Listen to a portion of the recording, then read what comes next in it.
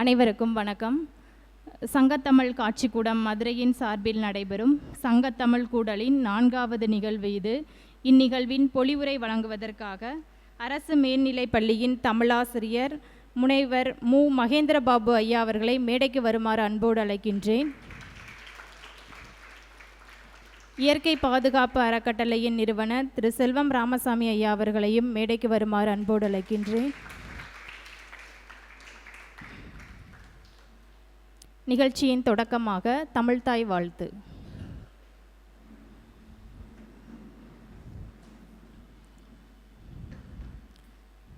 நீராறும் கடலுடுத்த நிலமடந்த கெளிலொழுகும்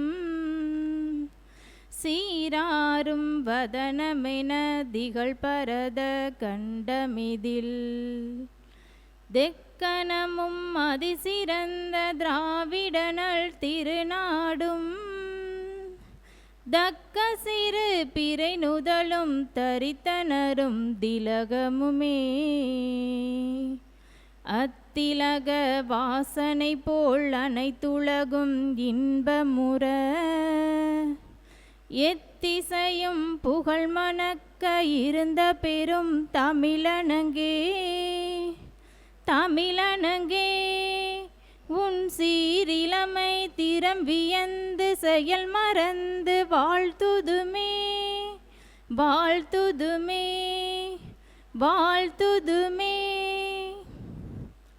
நன்றி. உலக தமிழ்ச்சங்க நிகழ்வுகளுக்கு அடித்தளமாக இருந்து எங்களை எல்லாம் இயக்கி கொண்டிருக்கும் உலக தமிழ்ச்சங்கத்தின் தனி அலுவலர் அவ்வை அருள் ஐயா அவர்களுக்கு முதலில் என்னுடைய வணக்கத்தினை தெரிவித்துக் கொள்கின்றேன்.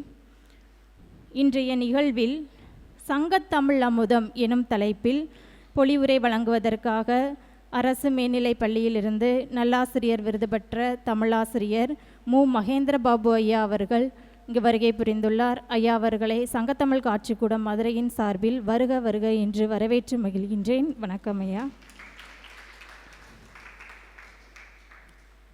எங்களோடு தொடர்ந்து பயணிக்கும் இயற்கை பாதுகாப்பு அறக்கட்டளையின் நிறுவனர் செல்வம் ராமசாமி ஐயா அவர்களையும் வருக வருக என்று வரவேற்று மகிழ்கின்றேன். வணக்கம் ஐயா. எங்களின் அழைப்பினை ஏற்று இங்கு வருகை தந்திருக்கும் மங்கையர்க்கரசி மேல்நிலைப் பள்ளியின் மாணவ கண்மணிகளையும் ஆசிரிய பெருமக்களையும் தமிழ் அறிஞர்கள் அனைவரையும் வரவேற்று மகிழ்கின்றேன். மாணவர்கள், இது உங்களுக்கான நிகழ்வு. எல்லோரும் சாப்பிட்டீங்களா காலையில்? சரி. இங்கே என்னென்னா, முதல்ல இதை பற்றி நான் சொல்லிடுறேன். இது சங்கத்தமிழ் காட்சிக்கூடம். இங்கே சங்க இலக்கியங்கள் தொடர்பான ஓவியங்கள்லாம் இங்கே இருக்குது. நீங்கள் எதுக்கு முதல்ல இங்கே வந்திருக்கீங்க, இந்த நிகழ்ச்சி என்ன மாதிரியான நிகழ்ச்சி, இதனுடைய நோக்கம் என்ன அப்படிங்கிறத நீங்கள் முதல்ல தெரிஞ்சுக்கணும். இங்கே பார்க்குறீங்க, நிறைய ஓவியங்கள் எல்லாமே இருக்குது. சங்க இலக்கிய பாடல்களிலிருந்து ஒரு குறிப்பிட்ட பாடல்களை மட்டும் ஓவியமாக வரைஞ்சி இங்கே காட்சிப்படுத்தியிருக்கோம். அந்த சங்க இலக்கியங்கள் அப்படிங்கிறது என்ன அப்படின்னா, 8 தொகை 10 பாட்டு, இதுதான் சங்க இலக்கியங்கள். 8 தொகை 10 பாட்டு கேள்விப்பட்டிருக்கீங்களா? அகநானூறு, புறநானூறு, கலித்தொகை, குறுந்தொகை இதெல்லாம் இருக்குல்ல, இதுதான் சங்க இலக்கியங்கள். அதிலிருந்து சில பாடல்களை தான் இங்கே ஓவியமாக வரைஞ்சி இங்கே காட்சிப்படுத்தியிருக்கோம். சரியா? இந்த ஓவியங்கள் எல்லாமே வெறும் படம் கிடையாது. நம்ம சங்ககால தமிழருடைய வாழ்க்கை, பண்பாடு, வீரம், அன்பு, இயற்கை, நட்பு போன்றவற்றையெல்லாம் நமக்கு கற்றுத்தருகின்ற ஒரு உயிர் ஓவியங்கள். சரியா?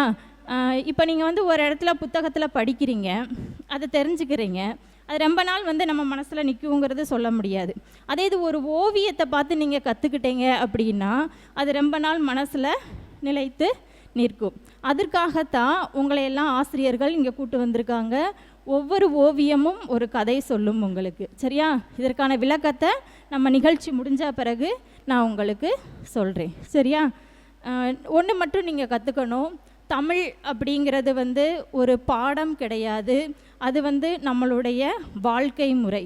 நம்ம முன்னோர்கள் எப்படி வாழ்ந்தாங்க, எப்படி மற்றவங்ககிட்ட அன்பு செலுத்தினாங்க, எப்படி இயற்கையை பாதுகாத்தாங்க, மற்றவங்களை எப்படி மதித்தாங்க அப்படிங்கிறத சொல்லித்தர்றது தான் இந்த சங்க இலக்கியம்.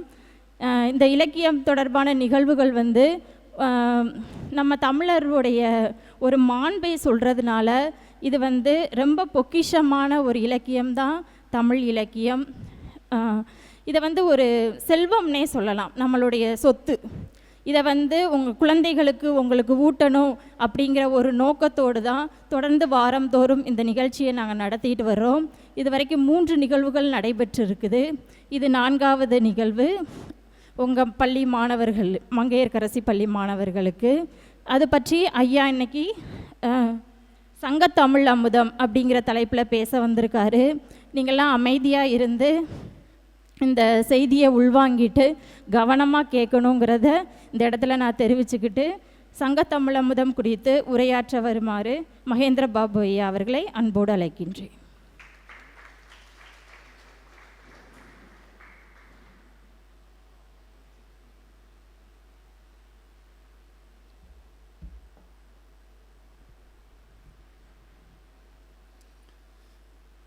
தமிழே உயிரே வணக்கம்.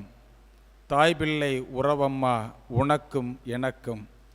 அமிழ்தே நீ இல்லை என்றால் வாழ்வில் அத்தனையும் கசக்கும் புளிக்கும் என்ற உணர்ச்சி கவிஞர் காசி ஆனந்தன் ஐயா அவர்களின் பாடல் வரிகளோடும், எடுத்த காரியம் யாவினும் வெற்றி, எங்கு நோக்கினும் வெற்றி, விடுத்த வாய்மொழிக்கு எங்கனும் வெற்றி, வேண்டினேன் எமக்கு அருளினால் காளி என்ற பாட்டுப்பாட்டன் பாரதியின் பாடல் வரிகளை உண்மையாக்கி வரக்கூடிய நம்முடைய உலக தமிழ் சங்கத்தினுடைய அனைத்து நல்ல உள்ளங்களுக்கும் இந்த இனிய தருணத்தில் முதற்கண் எனது வணக்கத்தையும் வாழ்த்துதலையும் தெரிவிப்பதிலே மிகவும் மகிழ்ச்சி அடைகின்றேன். வாரந்தோறும் புதன்கிழமை பொன் கிடைத்தாலும் புதன் கிடைக்காது என்பது நம்முடைய முன்னோர் பழமொழி. அத்தகைய ஒரு புதன்கிழமை நாளில் மாணவர்களாகிய உங்களை இங்கே வரவழைத்து மங்கையர்க்கு அரசியாக திகழக்கூடிய, பள்ளிகளில் தனக்கென ஒரு தனித்த இடத்தை பெற்றிருக்கக்கூடிய மங்கையர்க்கரசி பள்ளியின் மாணவர்களாகிய உங்களுக்கு இந்த நல் வாய்ப்பினை தந்தமைக்கும், நீங்கள் வருகை தந்தமைக்கும் உங்களுக்கும் என்னுடைய வாழ்த்துதலையும் வணக்கத்தையும் தெரிவிக்கின்றேன். இந்த இயற்கை பாதுகாப்பு மையத்தினுடைய தலைவராக இருக்கக்கூடிய என்னுடைய அன்பிற்கினிய முன்னோடி, வழிகாட்டி, இயற்கை ஆர்வலர், சமூக ஆர்வலர் என பலதரப்பட்ட பரிணாமங்களை தன்னுள்ளே வைத்திருக்கக்கூடிய ஐயா செல்வம் ராமசாமி அவர்களுக்கு என்னுடைய முதற்கண் வணக்கத்தையும் நன்றியும் தெரிவித்துக் கொள்கின்றேன். இப்போ தான் கொஞ்சம் பசங்க மூச்சு விடுறாங்கன்னு நினைக்கிறேன், ஏதாவது சொல்லி கூட்டு வந்திருப்பாங்கன்னு நினைக்கிறேன். அவங்ககிட்ட திரும்பக்கூடாதுரா, பேசக்கூடாதுரா, குனியக்கூடாதுரா அப்படின்னு சொன்னாங்களா டீச்சரு?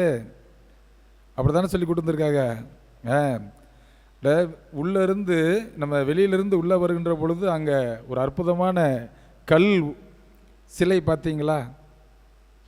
கல்லிலே கலைவண்ணம் கண்டாய் என்று சொல்வதைப் போல அந்த அந்த சிற்பியினுடைய ஒரு அற்புதமான ஒரு வேலைப்பாடுகள் இல்லையா? அதாவது காவியம் அதனை ஓவியத்தில் தந்தவர்கள் நம்முடைய ஓவியர்கள். இங்கே நம்ம உள்ளே நுழைஞ்சு வந்தோம்னா அவ்வளவு அற்புதமான ஓவியங்கள். நான் உள்ளே வந்த உடனே எனக்கு ஒரு குற்ற உணர்வு இருந்தது. மதுரையில் தான் 25 ஆண்டுகளாக இருக்கிறேன். ஆனால் ஒரு நாள் கூட இந்த வளாகத்துக்குள்ளே இப்படி ஒரு பொக்கிஷத்தை நம்ம இவ்வளோ நாள் தவற விட்டோமே, அது இன்றைக்கி பார்க்கக்கூடிய ஒரு வாய்ப்பு கிடச்சிருக்கு நமக்கு. அதுவும் மாணவர்களோடு சேர்ந்தும் இயற்கை ஆர்வலோடு சேர்ந்தும் நம்முடைய ஜான்சி அம்மா அவர்களெல்லாம் சேர்ந்து இன்றைக்கி இந்த இதில் மாணவர்களை உங்களுக்கு இந்த காட்சிப்பதிவை முழுக்க வந்து அந்த ஓவியத்தை உங்களுக்காக விளக்க இருக்கின்றார்கள் என்று நினைக்கின்ற பொழுது உண்மையிலே மிக மகிழ்ச்சியாக இருக்குது. இதை நீங்கள் பார்த்துட்டு போய் மற்ற பிள்ளைங்கிட்ட சொல்லணும். நம்ம சுற்றுலா அப்படின்னா ஒரு சில இடங்களுக்கு போகிறோம், நம்ம இந்த அரங்கத்துக்கு எதிர்த்த மாதிரியே என்ன இது இருக்குது, காந்தி நினைவு அருங்காட்சியகம் இருக்குது இல்லையா? நம்முடைய ராணி மங்கம்மா அவர்கள் காலத்தில் கட்டப்பட்ட அரங்கம் தமு கமு அப்படின்னு சொல்லுவாங்க. ராணியார் அங்கேருந்து தான் இங்கே நம்ம தமுக்க மைதானத்தில் மதிப்பிற்குரிய ஐயா கிருஷ்ணமூர்த்தி ஐயா அவர்களை அன்போடு வரவேற்கின்றேன். நம்முடைய தமுக்க மைதானத்தில் யானை சண்டை நடக்குமா. இந்த தமுக்கமுங்கிறது தெலுங்கு சொல். யானை போர் நடக்கக்கூடிய இடத்த அங்கேருந்து பார்ப்பாங்களாம். ஆக இந்த மதுரை அப்படின்னாலே நமக்கு நிறைய நினைவுகள் வரும். வரலாற்று சிறப்பு மிக்க இடங்கள் நிறைய இருக்குது. மதுரை என்னன்னா உங்களுக்கு என்னெல்லாம் நினைவுக்கு வருது சொல்லுங்க பார்ப்போம். மதுரைன்னா சும்மா சத்தமாக சொல்லலாம், தவறாக இருந்தாலும் பரவாயில்லை. பாப்பா, மதுரைன்னா உன் தலையிலே ஒன்று இருக்குது. என்ன பூவு? மல்லிகைப்பூ. மதுரையின் அடையாளம் என்னது? மதுரைன்னா மல்லி இல்லையா? அதுக்கடுத்து அடையாளம் என்னது? மீனாட்சி அம்மன் கோயில். அடுத்து ஜிகர்தண்டா. அடுத்து வேற என்னதியா? பன் புரோட்டா. ஆத்தாடி, ஜிகர்தண்டா, புரோட்டா, வேற அவ்வளோதானா? வற்றாத ஜீவநதியாய் ஓடிய வைகை இல்லையா? அதனால தான் பாரதி பாடுறான், காவேரி தென்பண்ணை பாலாறு தமிழ் கண்டதோர் வையை பொருணை நதி என மேவிய ஆறு பலவோட திருமேனி செழித்த தமிழ்நாடுனா. தமிழ்நாட்டுக்குள்ளே எத்தனையோ நதிகள் ஓடிக்கொண்டிருக்கின்றன. ஆனாலும் கூட தமிழ் வளர்த்த இடம் 2 அல்லது தமிழ் வளர்ந்த இடம் 2. எது தெரியுமா? வையை ஆறு பாயக்கூடிய நம்முடைய மதுரையும், பொருணை நதி என்று சொல்லப்படக்கூடிய தாமிரபரணி நதி பாயக்கூடிய நெல்லையும். சரிதானா? ஆக இந்த இடம்தான் நம்ம தமிழ் வளர்ந்த இடம், தமிழை வளர்த்த இடம். அது எப்படிங்க தமிழை வளர்த்த இடம்? நம்ம மதுரையில் என்ன வச்சு தமிழ் வளர்த்தாங்க? சங்கம் வைத்து தமிழ் வளர்த்தார்கள். முதல் சங்கம், இடைச்சங்கம், கடைச்சங்கம் சொல்கிறோம் இல்லையா? அப்போ சங்கம் வைத்து தமிழ் வளர்த்த ஒரு பெருமைக்குரிய ஊர் நம்முடைய மதுரை. தமிழகத்தின் தலைநகரம் எது? சென்னை. யார் சொன்னது? தம்பி, உன் பேர் என்னது? யுவராஜுக்கெல்லாம் ஒரு கைதட்டல் கொடுக்கலாமா? தமிழகத்தின் தலைநகரம் சென்னை. அன்றிலிருந்து இன்று வரை தமிழின் தலைநகரம் எது? கொஞ்சம் யோசிக்கணும், வார்த்தையை கவனிக்கணும். தமிழின் தலைநகரம் எது? நம்ம மதுரை தான் இல்லையா? தமிழ்நாட்டுக்கு வேணா தலைநகரம் சென்னையாக இருக்கலாமே தவிர தமிழுக்கான தலைநகரமாக எப்பொழுதும் இருக்கக்கூடிய ஒரே ஊர் என்னது? நம்முடைய மதுரை. அதனால தான் சங்கம் வைத்த தமிழ் வளர்த்த ஊர்ன்றோம். இரவும் பகலும் எப்பொழுதும் இயங்கி கொண்டிருக்கக்கூடிய ஒரு ஊர் உலகத்தில் உண்டென்று சொன்னால் அது என்னது? நம்ம மதுரை தான். மலைகளாலும் கலைகளாலும் சூழப்பட்ட ஒரு நகரம் நம்முடைய மதுரை. மலை என்ன மலையாக இருக்குது? இப்போ இந்த பக்கத்துலேருந்து வர்றீங்கன்னு வச்சுக்கோங்க, கிழக்கு பக்கத்துலேருந்து வந்தோம்னா சமணர் மலை, அதாவது குன்னத்தூர்னு ஒரு ஊர் வரிச்சூர் பக்கத்தில் இருக்குது, அங்கே சமணர் மலை இருக்குது இல்லையா? நீங்கள் மேற்கு பக்கத்துலேருந்து இந்த பக்கத்துலேருந்து வந்தீங்கன்னா நாகமலை புதுக்கோட்டை இருக்கு இல்லையா? அந்த பக்கம் என்ன மலை இருக்குது? நாகமலை இருக்குது. நீங்கள் இந்த பக்கத்துலேருந்து வடக்கு பக்கத்துலேருந்து வந்தீங்கன்னா என்ன மலை இருக்குது? யானை மலை இருக்குது. மேற்கு பக்கத்துலேருந்து வந்தீங்கன்னா பசுமலை இருக்குது. இப்படி 4 பக்கமும் மலைகளால் சூழப்பட்ட ஒரு நகரம். அது மட்டுமல்ல, கலைகளால் சூழப்பட்ட நகரம். கலை, தமிழ் கலை, ஆய கலைகள் 64ன்னு சொல்கிறோம். ஆய கலைகள் 64ஐயும் ஏய உணர்விக்கும் என்னம்மை தூய உருப்பலிங்கு போல்வல் என் உள்ளத்துள்ளே இருப்பல் வாராது இங்கு இடர் என்று யார் பாடுறா? கம்பர் பாடுறார் இல்லையா? அப்போ கலைகளுக்கும் மலைகளுக்குமான ஒரு மிகப்பெரிய ஊர் எதுவென்று சொன்னால் நம்முடைய மதுரை. இந்த மதுரையில் தான் இன்றைக்கி நாம் எதை பற்றி பேச போகிறோம்? சங்கத்தமிழை பற்றி பேச போகிறோம். இந்த ஓவியங்களெல்லாம் பார்த்தீங்களா எவ்வளோ அற்புதமாக வரைஞ்சிருக்காங்க. நம்மளும் இப்போ நான்லாம் வரைஞ்சிருக்கேன், உங்களை மாதிரி படிக்கும்போது நான் வரைஞ்சிருக்கேன். இப்போ ஒரு மாடு வரைங்க அப்படின்னு எங்கள் தமிழையா சொன்னார்னா நாங்கள் வரைஞ்சி அதுக்கு கீழே மாடுன்னு எழுதுவோம். ஏன் அப்படின்னா அது மாடு மாதிரி இருக்காது.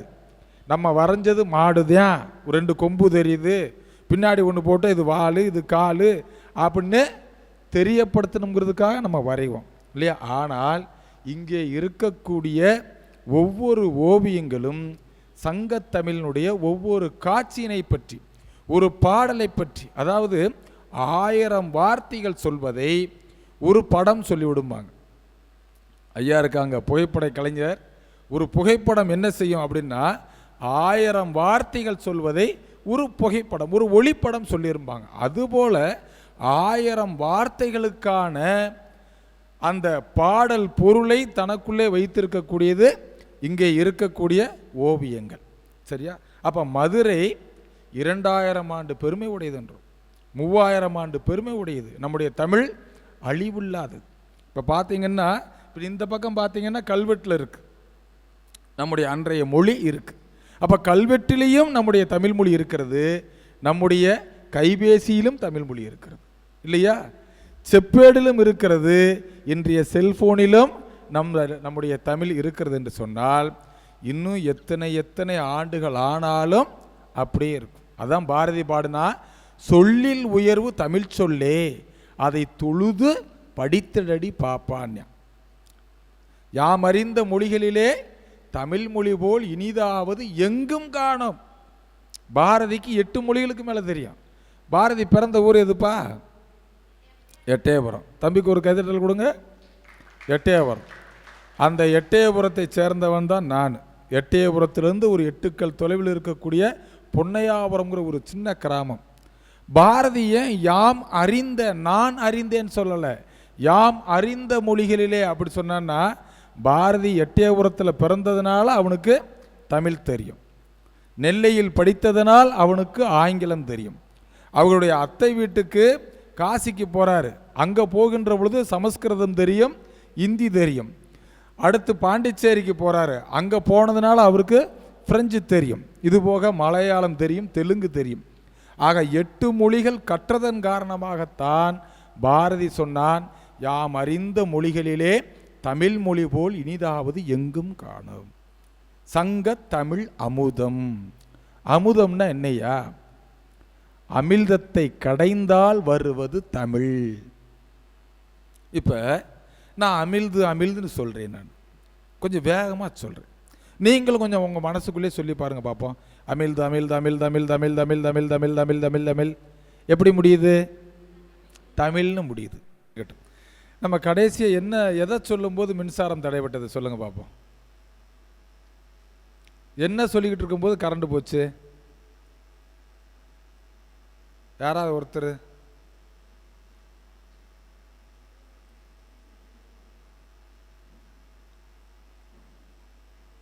என்னப்பா? கைதட்டி அந்த தம்பிக்கு. அடே அப்பா, பேர் என்னப்பா? கார்த்திக். அவன் தான். அதாவது சில பேருக்கு உடனே மறந்து போயிடும். காலையில் என்ன சாப்பிட்டோம்னா 1/4 மணி நேரம் யோசிப்பாங்க. அப்போ காலையில் சாப்பிட்டதே மறந்து போயிடுது. போன வாரம் ஞாயிற்றுக்கிழமை என்ன சாப்பிட்டேன்னு நமக்கு ஞாபகத்தில் இருக்குமா? இருக்காது. ஆனால் தம்பி நல்லா நினைவில் வச்சுருக்காப்புல. உட்காரியா. அமிழ்து, அமிழ்தத்தை கடைந்தால் கிடைப்பது தமிழ். அப்படித்தானே? சரி, இந்த அமிழ்தம் என்ன செய்யும்? அமிழ்துன்னு சொல்கிறோம்ல. ஆமாம், நீங்கள் கொஞ்சம் இதுக்கு பள்ளிக்கூடமே பரவாயில்ல போல இருக்குன்னு ஒரு எண்ணம் வரலாம். இருந்தாலும் என்னடா கேள்வியாக கேட்டுக்கிட்டு இருக்கிறாரு, வந்தோமா ஒரு டீ பிஸ்கட்டை சாப்பிட்டு போனோமான்னு இல்லாமல், அப்படி தானே? இல்லை. சொல்லுங்கள் பாப்போம், என்ன கேள்வி கேட்டேன்? திரும்ப சொல்லுங்க. அமிழ்தத்தை கடைந்தால் தமிழ். இந்த அமிழ்தம் என்ன வேலை செய்யும்? ஏன் அமிழ்தத்தை சாப்பிடணும்? அமிழ்தத்தை உண்டால் நமக்கு இறப்பே வராது. இப்போ நம்ம எல்லாரும் கிடைக்குது, நம்ம சாப்பிட்றோம்னு வச்சுக்கிறோமே. இப்போ தம்பிக்கு ஒரு 13 வயசு 14 வயசு அப்படின்னா, இவன் இன்னும் 100 வருஷம் 200 வருஷம் ஆனாலும் அப்படியே இருப்பான், இளமையாக இருப்பான். இப்போ இங்கே இருக்கிற எல்லாருமே, இப்போ நம்ம எல்லாத்துக்கும் அமிழ்தம் கிடைக்குதுன்னா எத்தனை ஆண்டுகள் ஆனாலும் நாம் அப்படியே இருப்போம். அது சாவா மருந்து இல்லையா? அதுபோல் இந்த தமிழ் அப்படிங்கிற ஒரு அமிழ்தத்தை நாம் உண்டால், நாம் எப்படி அந்த அமிழ்தத்தை சாப்பிட்டால் இரவாமல் இருப்போமோ அதே சக்தி எதற்கு உண்டு? நம்முடைய மொழிக்கு உண்டு, நம்முடைய தமிழ் மொழிக்கு உண்டு இல்லையா? உலகத்தில் 6 மொழிகள் இன்றும் நிலைத்திருக்கக்கூடிய மொழிகள்னு சொல்கிறாங்க. செம்மொழி தகுதிப்பாடுடைய மொழிகள்னு சொல்கிறாங்க. எதுன்னா சீனம், எபிரேயம், கிரேக்கம், லத்தீன், சமஸ்கிருதம், நம்முடைய தமிழ் மொழி. ஆனால் மற்ற மொழிகள் எல்லாம் இன்று பயன்பாட்டில் இருக்கிறதா அப்படின்னு கேட்டோம்னா நிறைய மொழிகள் இல்லை. ஆனால் இன்றும் நம்முடைய வாழ்க்கையோடு இருக்கக்கூடிய ஒரே மொழி என்னது? நம்முடைய தமிழ் மொழி. அப்போ இந்த தமிழ் மொழியை பற்றி எங்கே நம்ம பேசுகிறோம்? நம்முடைய மதுரை மண்ணில் பேசுகிறோம். அப்போ தமிழ் மொழிக்கு ஒரு 2000 ஆண்டு பெருமை, பழமை, தொன்மை சொல்கிறோம் இல்லையா? இப்போ இந்த 2000 ஆண்டு பெருமை உடைய நம்முடைய மதுரையை பற்றி ஒரு அற்புதமான ஒரு பாடல் ஒன்று இருக்குது. கவி பேரரசு வைரமுத்து அவர்கள் இந்த மதுரையை பற்றி எழுதியிருக்கிறார். ஏன் இந்த மதுரையை பற்றி நம்ம சொல்கிறோம்னா, நம்முடைய தமிழ் மொழி அப்படின்னு வருகின்ற பொழுது மதுரையை விட்டுட்டு நம்முடைய மொழியை பற்றி பேச முடியாது. நம்முடைய மதுரையும் நம்முடைய தமிழும் இரண்டும் ஒன்று தான் அப்படின்னு சொல்லக்கூடிய அளவில் ஒரு அற்புதமான ஒரு பாட்டு. 2000 வருஷத்துக்கு நம்ம யாராவது போய் பார்த்தோமா? 2000 வருஷத்துக்கு ஒரு 100 வருஷத்துக்கு முன்னாடி இருந்தவங்களே நமக்கு தெரியாது. இப்போ நம்ம பேர் தெரியும், அப்பா பேர் தெரியும், தாத்தா பேர் தெரியும், அல்லது தாத்தாவோட தாத்தா பேர் தெரியும். அதுக்கு முன்னாடி உள்ளவங்க நமக்கு தெரியுமா? தெரியாது. ஒருவேளை ஒரு 5 தலைமுறை அவங்க பேர் நம்ம தெரிஞ்சுட்டா அதுவே பெரிய விஷயந்தான். ஆனால் 2000 ஆண்டுகளாக இருக்கக்கூடிய நம்முடைய மதுரை, அது என்ன சொல்கிறோம்? தூங்கா நகரம்னு சொல்கிறோம். தூங்கா நகரம். எல்லா நகரமும் தூங்கி போயிடும். 10 மணிக்கு போனோம்னா எல்லாரும் அப்படியே ஒரு குண்டூசி விழுந்தால் கூட சத்தம் கேட்கக்கூடிய நகரங்கள் நம்முடைய தமிழகத்தில் இருக்குது. ஆனால் மதுரையில் மட்டும்தான் நீங்கள் 12 மணிக்கு போனால் கூட ஒருத்தர் என்ன செய்வார்? புரோட்டலில் அடிச்சுக்கிட்டு இருப்பார். டொட்டன்னு அது ஒரு சங்கீதம் மாதிரி அடிச்சுக்கிட்டு இருப்பார் இல்லையா? அப்போ தூங்குறதே இல்லை நம்மால். நீங்கள் 2 மணிக்கு போனீங்கன்னா மத்திய சந்தை, சென்ட்ரல் மார்க்கெட்டில் அங்கே வேலை நடந்துக்கிட்டு இருக்கும். காய்கறிகள் வரும் போகும். அப்போ மனிதர்களுடைய வாழ்வியலை, பண்பாட்டினை எடுத்து சொல்லக்கூடியது எது? நம்முடைய இலக்கியங்கள். இன்றைக்கி நம்ம வர்றோம், வந்ததுக்கு போனதுக்கு ஒரு நினைவாக நம்ம என்ன செய்யலாம்? ஒரு ஒளிப்படம் எடுக்கலாம். நம்மகிட்ட காட்சிப்பதிவு கருவி இருக்குது. நம்முடைய காட்சிப்பதிவர் நம்ம பேசக்கூடியதை வீடியோ எடுத்துக்கிட்டு இருக்காங்க. இதை ஒரு 10 வருஷம் 20 வருஷம் 50 வருஷம் ஆனாலும் நம்ம என்ன பேசணும், அந்த நிகழ்வுக்கு யார் யார் வந்தாங்க நம்ம பார்த்துக்கலாம். ஆனால் அந்த காலத்தில் இப்படி நமக்கு தெரிஞ்சதா? என்ன சாப்பிட்டாங்க, எந்த மாதிரியான உணவு, அவங்களுடைய உடை என்ன, அவங்களுடைய பழக்கம் என்ன, நாகரிகம், பண்பாடு ஏதாவது நமக்கு தெரியுமா? எதுவுமே நமக்கு தெரியாது. அப்போ இலக்கியம் என்பது என்னென்னா கண்ணாடி. ஒரு ஒரு ஒரு பிம்பத்தின் முன்னாடி நாம் நிற்கிறோம், நம்முடைய உருவத்தை அது காமிக்குது. அதுபோல் ஒரு 2000 ஆண்டு பெருமையுடைய பழமையுடைய நம்முடைய மொழியை சொல்லக்கூடியது எது? நம்முடைய இலக்கியங்கள். சரி, இந்த 2000 ஆண்டு பெருமைன்னு சொல்கிறோமே, பழமைன்னு சொல்கிறோமே, இது உண்மைதானா அப்படின்னா உண்மை. அப்போ 20 நூற்றாண்டு 2000 ஆண்டு. அப்போ என்னென்ன இலக்கியங்கள்லாம் நம்மகிட்ட இருந்துச்சு, எந்தெந்த நூற்றாண்டில் எந்தெந்த இலக்கியங்கள்லாம் இருந்துச்சு அப்படின்னு ஒரு கேள்வி வருது. இப்படி நம்ம முதல் நூற்றாண்டு 1ஆம் நூற்றாண்டு அப்படின்னு எடுத்துக்கிட்டோம்னா நம்ம இலக்கணத்தில் தொன்மையான ஒரு இலக்கணம் சொல்லுவோம். என்ன இலக்கணம்? தொல்காப்பியம். நான் எங்கள் பசங்கிட்ட கேட்டேன், தொல்காப்பியர் எழுதுனது தொல்காப்பியம், அகத்தியர் எழுதுனது அகத்தியம், சரிதானா? அப்படி என்றால் சிலப்பதிகாரத்தை எழுதியவர் யார்? இளங்கோ கைதட்டுங்க அந்த பாப்பாவுக்கு. பேர் என்னப்பா? என்னப்பா? பர்வதர்ஷினி. எத்தனை படிக்கிறீங்க? 8ஆம் வகுப்பு படிக்கிற பாப்பா மிக அற்புதமாக சொல்கிறாங்க. ஏன்னா 8ஆவதுல ஒரு தமிழ் பாட்டு இருக்குது. என்ன பாட்டு இருக்கு? மாமலை போற்றுதும்னு இயற்கையை வாழ்த்தி பாடக்கூடிய பாட்டு பாப்பா சரியாக சொல்லியிருக்கிறாங்க இல்லையா? உட்காரியா. அப்போ அவன் நீங்கள் சரியாக சொல்லிட்டீங்க. எங்கால் என்ன சொன்னான்னு தெரியுமா? தொல்காப்பியத்தை எழுதியவர் தொல்காப்பியர், அகத்தியத்தை எழுதியவர் அகத்தியர். அப்படி என்றால் சிலப்பதிகாரத்தை எழுதியவர் சிலப்பதிகாரர் அப்படிங்க. அப்போ பேர்லேயே அவர் எழுதினது வரும் போல இருக்குது அப்படின்னு சில பேர் யோசிப்பாங்க இல்லையா?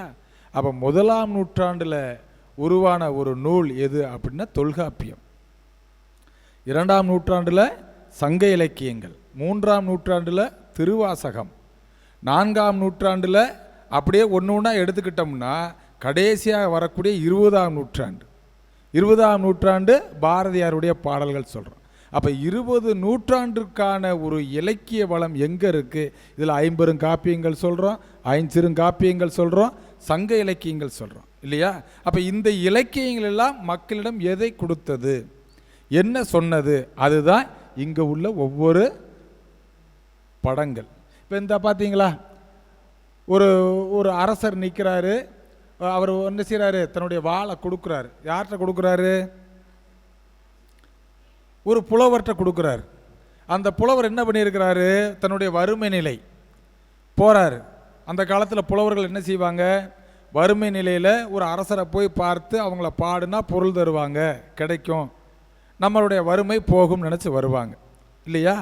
அவர் முதிரை மலை அப்படிங்கிற ஒரு மலையை ஆண்ட குமணன்கிற ஒரு அரசன், அவனுடைய தம்பி அமணன். இந்த குமணன் என்ன செய்கிறான், தனக்கு தன்னிடம் வரக்கூடிய யார் வந்து எது கேட்டாலும் அள்ளி அள்ளி கொடுத்துட்றான், பொன் பொருள் கொடுத்துறான். இப்போ அள்ளி கொடுத்தா என்ன செய்யும், ஒரு கட்டத்தில் நம்மகிட்ட அந்த பொருள் குறைஞ்சி போயிடும். அப்போ அவனுடைய தம்பி அமணன் என்ன நினைக்கிறான், இப்படியே நம்ம அண்ணன் கொடுத்துக்கிட்டே இருந்தான்னா இந்த நாட்டில் ஒன்றுமே இருக்காது. அப்போ என்ன செய்கிறது, அண்ணன் நாட்டை ஆளக்கூடாது. அப்போ அண்ணனுக்கு எதிராக சூழ்ச்சி செய்கிறான். அண்ணன் என்ன செய்கிறான், தம்பிட்டு நாட்டை கொடுத்துட்டு காட்டுக்கு போயிட்டான். காட்டுக்கு போன உடனே அங்கே உள்ள மக்கள் எல்லாம் கிளர்ச்சி செய்கிறாங்க. இல்லை, எங்களுக்கு வந்து குமணன் தான் வேணும், அவன் தான் அரசாட்சி செய்கிறவனு. அப்போ அந்த அமணனுடைய கூட இருந்த நண்பர்கள் என்ன சொல்கிறாங்க, இதுக்கு ஒரே வழி, உன் அண்ணனை நீ கொன்று அவன் தலையை வெட்டி வர சொல்லு. அப்படி யார் தலையை வெட்டி வருகிறார்களோ அவர்களுக்கு 1000 பொன் பரிசுகள்னு சொல்லி ஒரு அறிவிப்பு கொடு அப்படின்றான். அந்த நேரத்தில் ஒரு புலவர் வரார், சாத்தனாருங்கிற ஒரு புலவர் என்ன செய்கிறாரு, காட்டில் இருக்கக்கூடிய குமணவளையில பார்க்க வரார். அப்போ அவர் சொல்கிறாரு, அந்த நாள் வந்திலை அருந்தமிழ் புலவோய், இந்த நாள் வந்து நீ நொந்தனை அடைந்தாய், தலைதனை கொண்டு தம்பி கை கொடுத்து விளைதனை பெற்று உன் வறுமை நோய் களையவே அப்படின்றார். நீ அப்போ வந்திருந்தீன்னா என்கிட்ட நீ என்ன கேட்டிருந்தாலும் நான் உனக்கு கொடுத்துருப்பேன். ஆனால் இப்போ நீ வந்திருக்கிற காட்டில் இருக்கும்போது வந்திருக்க, இருந்தாலும் நீ வந்த நேரம் நல்ல நேரம்தான் இல்லையா. நான் என்ன செய்கிறேன், என்னுடைய உடைவாள் இருந்தா என் தலையை வெட்டி கொண்டு போய் யார்கிட்ட கொடு, என்னுடைய தம்பிகிட்ட கொடு. கொடுத்தா எவ்வளவு தருவேன், 1000 பொற்காசுகள் கொடுப்பேன். அந்த 1000 பொற்காசுகள் மூலமாக உன்னுடைய வறுமை நிலை போகும் அப்படின்னு சொல்லி சொல்கிறேன். சரிதானே. அதே மாதிரி சோழ நாட்டிலிருந்து ஒரு புலவர் நம்முடைய மதுரைக்கு வர்றார். சத்திமுற்றம் அப்படிங்கிற ஒரு ஊரில் உள்ள ஒரு புலவர் வர்றார், மதுரைக்கு வர்றார். ரொம்ப ஏழ்மை நிலையில் இருக்கிறாரு. அரசனை போய் பார்க்கலாம்னு அரண்மனைக்கு போகிறார். நம்முடைய மதுரை பாண்டிய மன்னனுடைய அரண்மனைக்கு போகிறார். அப்போ அவருடைய தோற்றத்தை பார்த்தவொன்னு என்ன பண்ணிட்டாங்க, உள்ளே விடலை. இப்போ உள்ள நீ எல்லாம் புலவனா, இவர் சொல்கிறாரு, பூவேந்தனை பார்க்க இந்த பாவேந்தன் வந்திருக்கிறேன் என்று போய் சொல்லுங்கள்ன்றாரு. நீ உன்னை பார்க்கவே முடியாது போடா அப்படின்ட்டாங்க, காவலர்கள் அனுமதிக்கலை. அப்போ இவர் தனியாக நம்ம மதுரையில் உள்ள ஒரு தேர்முட்டின்னு ஒரு இடம் இருக்குது, அங்கே இருக்கிறாரு. கிடைக்கிற இடத்துல உணவு சாப்பிட்றாரு. அப்படியே ஒரு நாடோடி மாதிரி அலைஞ்சிக்கிட்டே இருக்கிறார். அப்போ அந்த பாண்டிய மன்னன் இந்த குளத்தில் இருக்கக்கூடிய வயல்வெளியில் இருக்கக்கூடிய அந்த நாரை அதை பார்க்குறாரு. அந்த நாரை வாய் பார்த்துருக்கீங்களா, நாரை பார்த்துருக்கீங்களா? நாரை நம்ம வீட்டில் இருக்கக்கூடிய கண்மாய், குளம், ஏரி, குட்டை இப்படிலாம் இருக்கு இல்லையா. அப்பப்போ ஒரு சனி ஞாயிறு விடுமுறை நாளில் அதுக்கு ஒரு சுற்றுலா மாதிரி போவோம் நம்ம. சரிதானே? ஆமாம். ஏன்னு இந்த பறவைகள் இல்லை அப்படின்னா மனித இனம் கிடையாது, பயிர் இனங்கள் கிடையாது. இந்த நாரை எப்படி இருக்கும்னா வாய் நல்ல இவ்வளோ நீளமாக இருக்கும் நாரைக்கு. அப்போ அந்த நாரையினுடைய வாயை பார்த்தோன்னே அரசருக்கு ஒரு சந்தேகம். புலவர்கள் பெருமக்கள்கிட்ட கேட்குறாரு, இந்த நாரையினுடைய வாய் அதாவது அழகு, இதை எதற்கு ஒப்பீடு செய்யலாம், எதற்கு ஓமை செய்யலாம், நீங்கள் சொல்லுங்க அப்படின்னு சொல்லி கேட்குறாரு. அப்போ யாருமே சொல்ல முடியல, சொல்ல தெரியல. ஒரு நாள் என்ன செய்றாரு, நகர்வலம் வராரு. இரவு நேரத்தில் மன்னர் நகர்வலம் வராரு. அப்போ இங்கே அந்த சத்திமுற்ற புலவர், அவர் பேர் என்னன்னு தெரியல, ஊர் சத்திமுற்றம். அந்த ஊரே அப்படியே அவருக்கு நிலச்சிக்கிருச்சு. சில பேருக்கு நம்ம பட்ட பேர் வச்சுக்கிறோம்ல. பாரதியினுடைய பேர் என்னது, மகாகவி பாரதியார். அவருடைய பெயர் என்னது, என்ன பேர்? அவங்க அப்பா அம்மா ஒரு பேர் வச்சுருப்பாங்கல்ல, கைதட்டுங்க தம்பிக்கு. சுப்பிரமணியன். சுப்பிரமணியன் அப்பா அம்மா பேர் வச்சது. அந்த காலத்தில் என்னென்னா தாத்தா பேர் பேரங்களுக்கு வரும், அதான் பெயரன், பெயரை உடையவன் இல்லையா. அது அப்படியே மாறிக்கிட்டு இருக்கும். பாரதியுடைய தாத்தா பேர் சுப்பிரமணி, அந்த பேர் பாரதிக்கு வச்சுருப்பாங்க. அப்போ நான் எங்கள் பசங்கிட்ட கேட்டேன், இப்போ சுப்பிரமணியன்னு யாருக்காவது தெரியுதா? தெரியல. அவர் உங்களை போன்ற பள்ளி பருவத்தில் 11 வயசில் பாடல் எழுதுனதுனால அவருக்கு ஒரு பட்டப்பேர் கொடுத்தாங்க. அது பேர் என்னது? பாரதிங்கிற பட்டப்பேர். அந்த பாரதி தான் பின்னாளில் நிலைத்திருந்ததே தவிர அவருடைய உண்மையான பேர் சுப்பிரமணியங்கிறது இல்லை. நம்ம மதுரைக்கு ஒரு பெருமை உண்டு. நம்ம மதுரையில் ஒரு பள்ளிக்கூடத்தில் பாரதியார் பணி செஞ்சார். சொல்லுங்க பாப்பா. சொல்கிறீங்க, சத்தம் வர மாட்டேங்குது. யார் சொன்னது? தம்பி பேர் என்னப்பா? ஹரி. ஹரிக்கு ஒரு கைத்தட்டல் கொடுங்க பாப்பா. சரியாக அந்த பள்ளியில் 1904 100 நாள் பணி செஞ்சுருக்கிறார் நம்முடைய பாரதியார். நான் கூட நினைப்பேன், இன்றைக்கி இந்த 100 நாள் வேலை திட்டத்துக்கெல்லாம் முன்னோடியாக பாரதியார் தான் ஒருவேளை இருந்திருப்பாரோ அப்படிங்கிற மாதிரி. இப்போ நம்ம மதுரைக்கு ஒரு பெருமை, பாரதி மதுரையில் பணி செய்தது. அப்போ எங்கள் பசங்கிட்ட சொன்னேன், பாரதிங்கிற பேர் நிலச்சி போச்சு, அவருடைய உண்மையான பேர் அப்பா அம்மா வச்ச பேர் மறந்து போச்சு. அதுபோல் நீங்கள் என்ன செய்யணும்? பாடல் எழுதணும். ஒருத்தன் படார் வந்துருச்சான், ஐயா நான் ஒரு கவிதையை சொல்கிறேன், பாரதி எப்படி பேர் நிலச்சி நிற்குதோ அதுபோல் பேர் சொல்கிற மாதிரி நான் ஒரு பாட்டு சொல்கிறேன் அப்படின்னா. சரிப்பா அப்படின்னா. அவன் பேர் மலைச்சாமி. ஒவ்வொரு வகுப்புலையும் சில வில்லங்கமானவங்க இருப்பாங்க, அப்படி தானே? எங்கள் வகுப்பில் பசங்கிட்ட டேய் பக்கத்து வகுப்பில் போய் அப்படின்னு சொல்கிறதுக்குள்ளே 4 பேர் வகுப்புக்கே போயிடுவாங்க. நம்ம என்ன சொல்கிறோம்லாம் கேட்க மாட்டாங்க. ஏதோ ஒரு வேலை சொல்கிறோமா சிட்டா பறந்துடுவாங்க. அங்கே போய் ஐயா ஐயா என்னடா சொன்னார், இல்லை ஏதோ சொன்னார், நாங்கள் அதுக்கு முன்னாடி வந்துட்டோம் அப்படிம்பாங்க. அப்படி நிறைய பேர் இருக்காங்க இல்லையா? அப்போ இங்கே பாரதிங்கிற பேர் நிலச்சி போச்சுன்னு அவன் சொன்னான். அவன் பேர் மலைச்சாமி. நான் ஒரு கவிதையை சொல்கிறேன், நான் சொல்லுப்பா. மை நேம் இஸ் மலைச்சாமி அப்படின்னா. எடுத்த உடனே ஒரு குண்டை போட்டேன். ஆத்தாடி, அப்பா பேர் அங்குச்சாமி, தாத்தா பேர் தங்கச்சாமி, பாட்டன் பேர் பாண்டிச்சாமி அப்படின்னா. நான் சொன்னேன் போதுஞ்சாமி நிறுத்து, எல்லாம் சாமி சாமியாக வருது அப்படின்ன உடனே அவன் சொன்னான், இல்லைங்கய்யா இதுக்கடுத்து தான் ஒரு முக்கியமான வரி இருக்குது அப்படின்னா. அது என்ன வரி? பேர் இல்லை பெருமை அப்படின்னா. உடனே இன்னொருத்தன் தெரிச்சான், உட்கார்றா எருமை, ஐயா இவன் ஏதோ ஒரு விளம்பரத்தை பார்த்துருக்கேன் அப்படின்னா. உங்களுக்கு ஞாபகம் வருதா? அப்போ நீங்கள் டிவி பார்க்குறதுலேன்னு தெரியுது, நீங்கள்லாம் புத்தகத்தை மட்டுமே பார்த்து படிக்கக்கூடிய பிள்ளைங்களாக இருக்கீங்க. ஆமாவா இல்லையா? அதுவும் இல்லையா? ஆமாம். அப்போ மாணவர்கள் ஒன்றை பார்த்து உடனே உருவாகுது இல்லையா? ஒரு சில பேருக்கு பட்டப்பேர் நினச்சிருக்கு. இங்கே சத்திமுற்றம்ங்கிற ஊரில் இருந்ததுனால அவருக்கு சத்திமுற்ற புலவர். அவர் இங்கே பாடுறாரு, அந்த நாரை அப்படியே பறந்து போகுது. அப்போ பார்த்து ஒரு பாட்டு பாடுறார். நாராய் நாராய் செங்கால் நாராய் பழம்படு பனையின் கிழங்கு பிளந்தன்ன பவளக்கூர்வாய் செங்கால் நாராய், நீயும் உன் பெடையும் தென் திசை குமரி ஏகி வடதிசைக்கு ஏகுவீராயின் எம்மூர் சத்திமுத்த வாவியூர் தங்கி எங்கோன் மாறன் வழுதி கூடலில் கையது கொண்டு மேலது போர்த்தி காலது கொண்டு கீழது தழிய பேழையுள் படுத்திருக்கும் பாம்பன உய்க்கும் ஏழை ஆளனை கண்டனம் எனுமே. அது அவர் பாடின பாட்டு. இதில் அத்தனை வரியும் நீங்கள் விட்டுருங்க.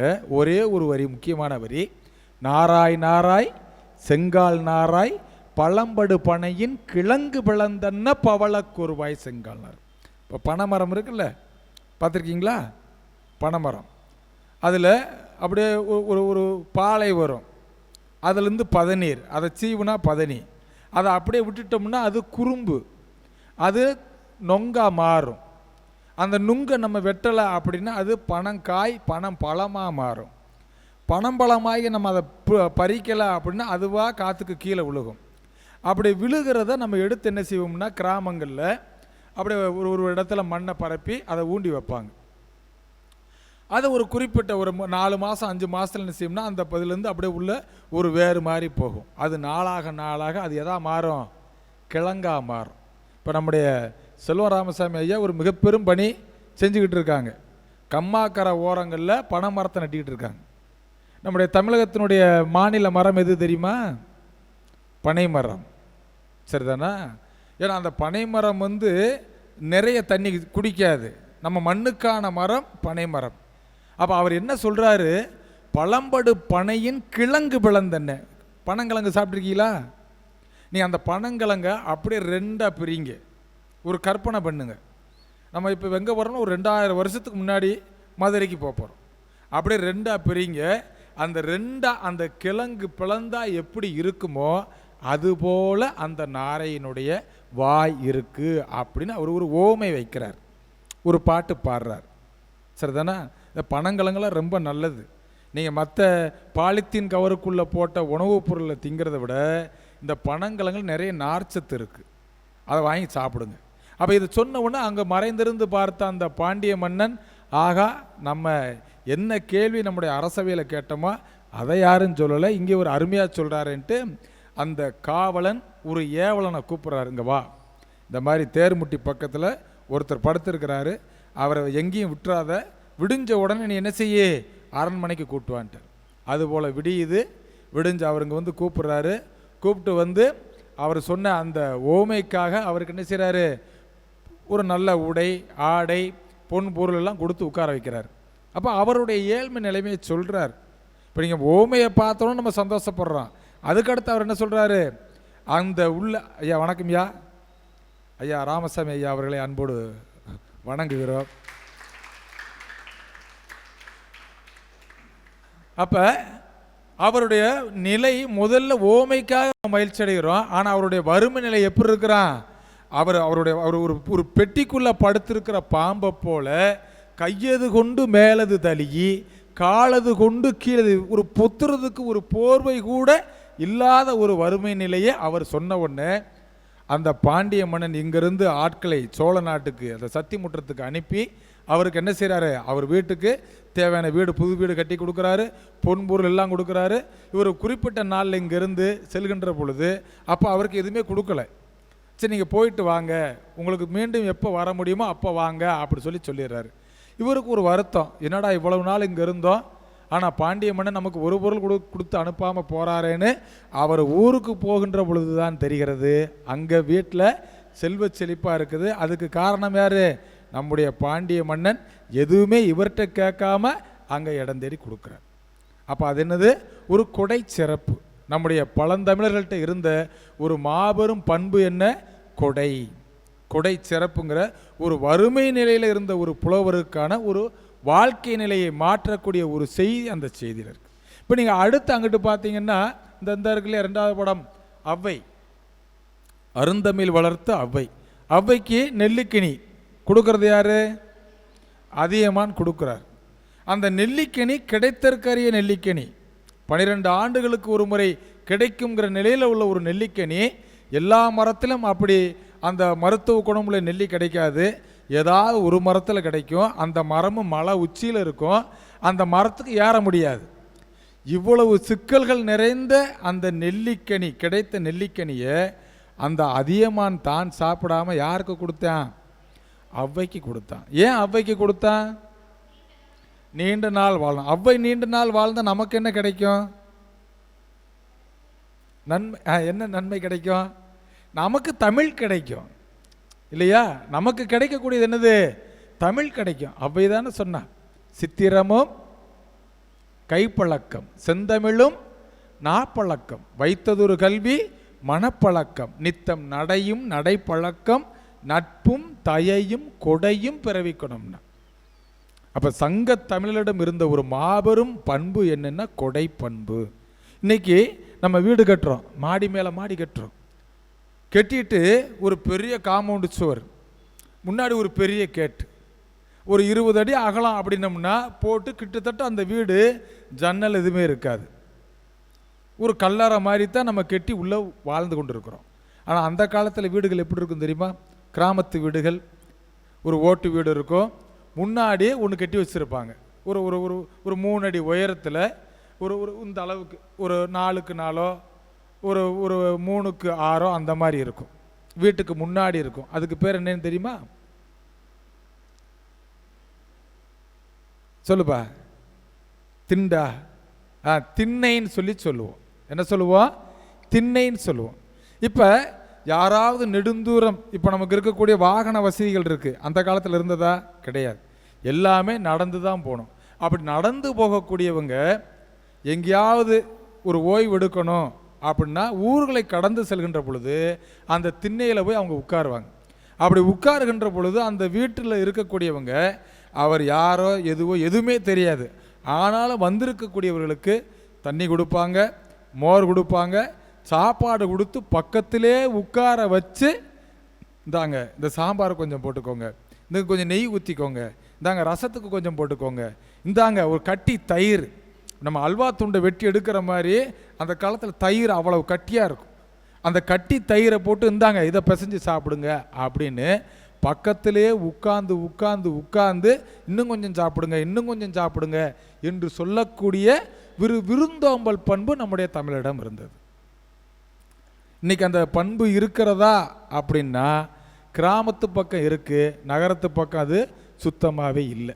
ஏன் இல்லை அப்படின்னா யாரையும் நம்ப முடியல. முன்னாடி கிராமத்து வீடுகளுக்கு கதவே இருக்காது, கதவு இருந்தாலும் பூட்டு இருக்காது, அப்படியே விட்டுட்டு போயிடுவாங்க, யாரும் யார் பொருளையும் எடுக்க மாட்டாங்க.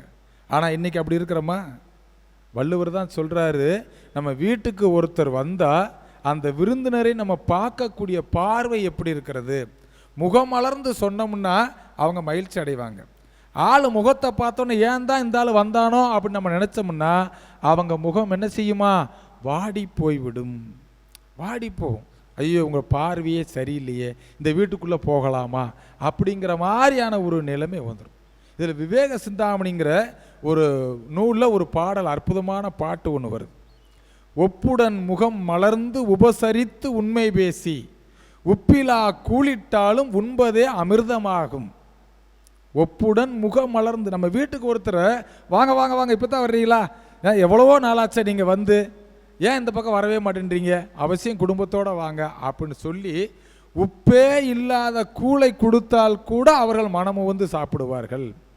அதை விட்டுட்டு முப்பழமொடு பால் அன்னம் முகம் கடுத்துடுவாராயின், எரிச்சலோடே கொண்டு வந்து டங்குன்னு போட்டோம்னு வச்சுக்கிறோமே, அப்போ அவங்க சந்தோஷப்படுவாங்களா? ஏற்கனவே கடும் பசியில் வந்திருக்கிறான், அவனுக்கு என்னாகும்? அந்த பசி இன்னும் கொஞ்சம்தான் கூடும் இல்லையா? அப்போ அந்த பசித்தோருக்கு உணவிடுவது, நாங்கள் படிக்கும்போது மதியம் ஒரு திருக்குறள் ஒன்று சொல்லுவோம். இப்போ நீங்கள்லாம் சொல்கிறீங்களா இல்லையான்னு தெரியல. சாப்பிடும்போது ஒரு திருக்குறள் சொல்லுவோம். யாருக்காவது ஞாபகம் இருக்கா? அது எந்த திருக்குறள் தெரியுமா? அந்த அம்மா சொல்கிறாங்க நினைக்கிறேன், சொல்லலையா? ஒரு திருக்குறள் சொல்லுவோம். உங்களை மாதிரி பள்ளி பருவத்தில் நாங்கள் அந்த திருக்குறள் சொன்னா தான் எங்கள் பள்ளிக்கூடத்தில் சாப்பிட விடுவாங்க ஆசிரியர்கள். அது எந்த குறள் தெரியுமா? நான் தொடக்கம் சொல்கிறேன், பகுத்துண்டு. பகுத்துண்டு பல் உயிர் ஓம்புதல் நூலோர் தொகுத்தவற்றுள் எல்லாம் தலை. எல்லாத்திலும் தலை சிறந்த ஒரு பண்பு என்னது? பகுத்துண்டு. நம்மகிட்ட இருக்கக்கூடிய பொருளை பிறருக்கும் கொடுத்து மகிழ்வது. மகிழ்ச்சியில் பெரிய மகிழ்ச்சி என்னென்னா மற்றவர்களை மகிழச் செய்து பார்ப்பது. அந்த மகிழச் செய்து பார்த்தவர்கள் யார்? நம்முடைய சங்கத்தமிழர்கள், நம்முடைய முன்னோர்கள். நீங்கள் அந்த ஔவை வந்து கொடுக்குறா. ஔவை ஒரு தடவை மதுரைக்கு வர்றா, நம்முடைய மதுரைக்கு வர்றா. பாண்டிய மன்னன் ஒரு போட்டி அறிவிச்சிருக்கிறார். நீங்கள் ஒரு பாட்டு பாடணும், அந்த பாடலை சொல்லி முடித்த உடனே அங்கே கட்டியிருக்கக்கூடிய அந்த பொற்கிளியானது கீழே விழுகணும், சரிதானா? அது அந்து விழுகணும். அதில் இருக்கக்கூடிய அந்த பொற்காசுகள் என்ன செய்வோம்? உங்களுக்கு அப்படியே எந்த புலவர் பாடுறாரோ அந்த புலவருக்கு கொடுத்துருவோம் அப்படின்னு பாண்டிய மன்னர் சொல்கிறார். யாருமே பாட வரலை. ஏன் வரலை? ஒருவேளை அந்த பொற்கிளி கீழே விழுகலின்னு என்ன பண்ணுறது, அப்போ நம்ம புலவன் சரியான புலவன் இல்லைன்னு நினைப்பாங்க அப்படின்னு நினச்சிக்கிட்டு யாருமே வரலை. இந்த செய்தி ஔவைக்கு தெரியுது. இப்போ ஔவை ஒரு பாட்டு பாடுறான். ஆர்த்த சபை 101, 1001 புலவர், வார்த்தை 16,020. இப்போ நீங்கள் வந்திருக்கீங்களே, இப்போ உங்கள் பள்ளிக்கூடத்தில் நிறைய மாணவர்கள் படிப்பாங்க, அவங்களுக்கு இந்த வாய்ப்பு இன்றைக்கி கிடச்சிருக்கா? இல்லை. இந்த சபையில் இன்னைக்கு வந்து உட்காரக்கூடிய வாய்ப்பு உங்களுக்கு தான் கிடச்சிருக்கு இல்லையா?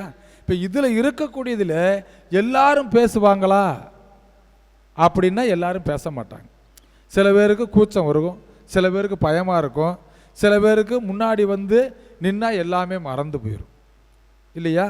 அப்போ ஆர்த்த சபை 101, 1000 பேரில் தான் ஒருத்தருக்கு பேச்சு வரும், 10,000 பேரில் தான் 1000 பேரில் ஒருத்தருக்கு பாட்டு வரும், 10,000 பேரில் தான் ஒருத்தருக்கு பேச்சு வரும்னு ஔவை சொல்கிறேன்.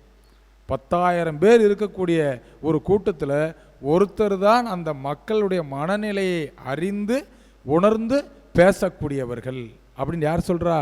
அவை சொல்கிறேன். இப்போ உங்கள் பள்ளிக்கூடத்தில் இருக்கிற அத்தனை பேரில் சபையில் இருக்கக்கூடிய மாணவர்களாக யார் வந்திருக்கீங்க? நீங்கள் வந்திருக்கிறீங்க இல்லையா? அப்போ அந்த சங்கத்தமிழ் சொல்லக்கூடிய அந்த பண்பு நம்ம எந்த ஒரு திறமை நம்மிடம் இருக்கிறதோ அதை வெளிப்படுத்தணும்.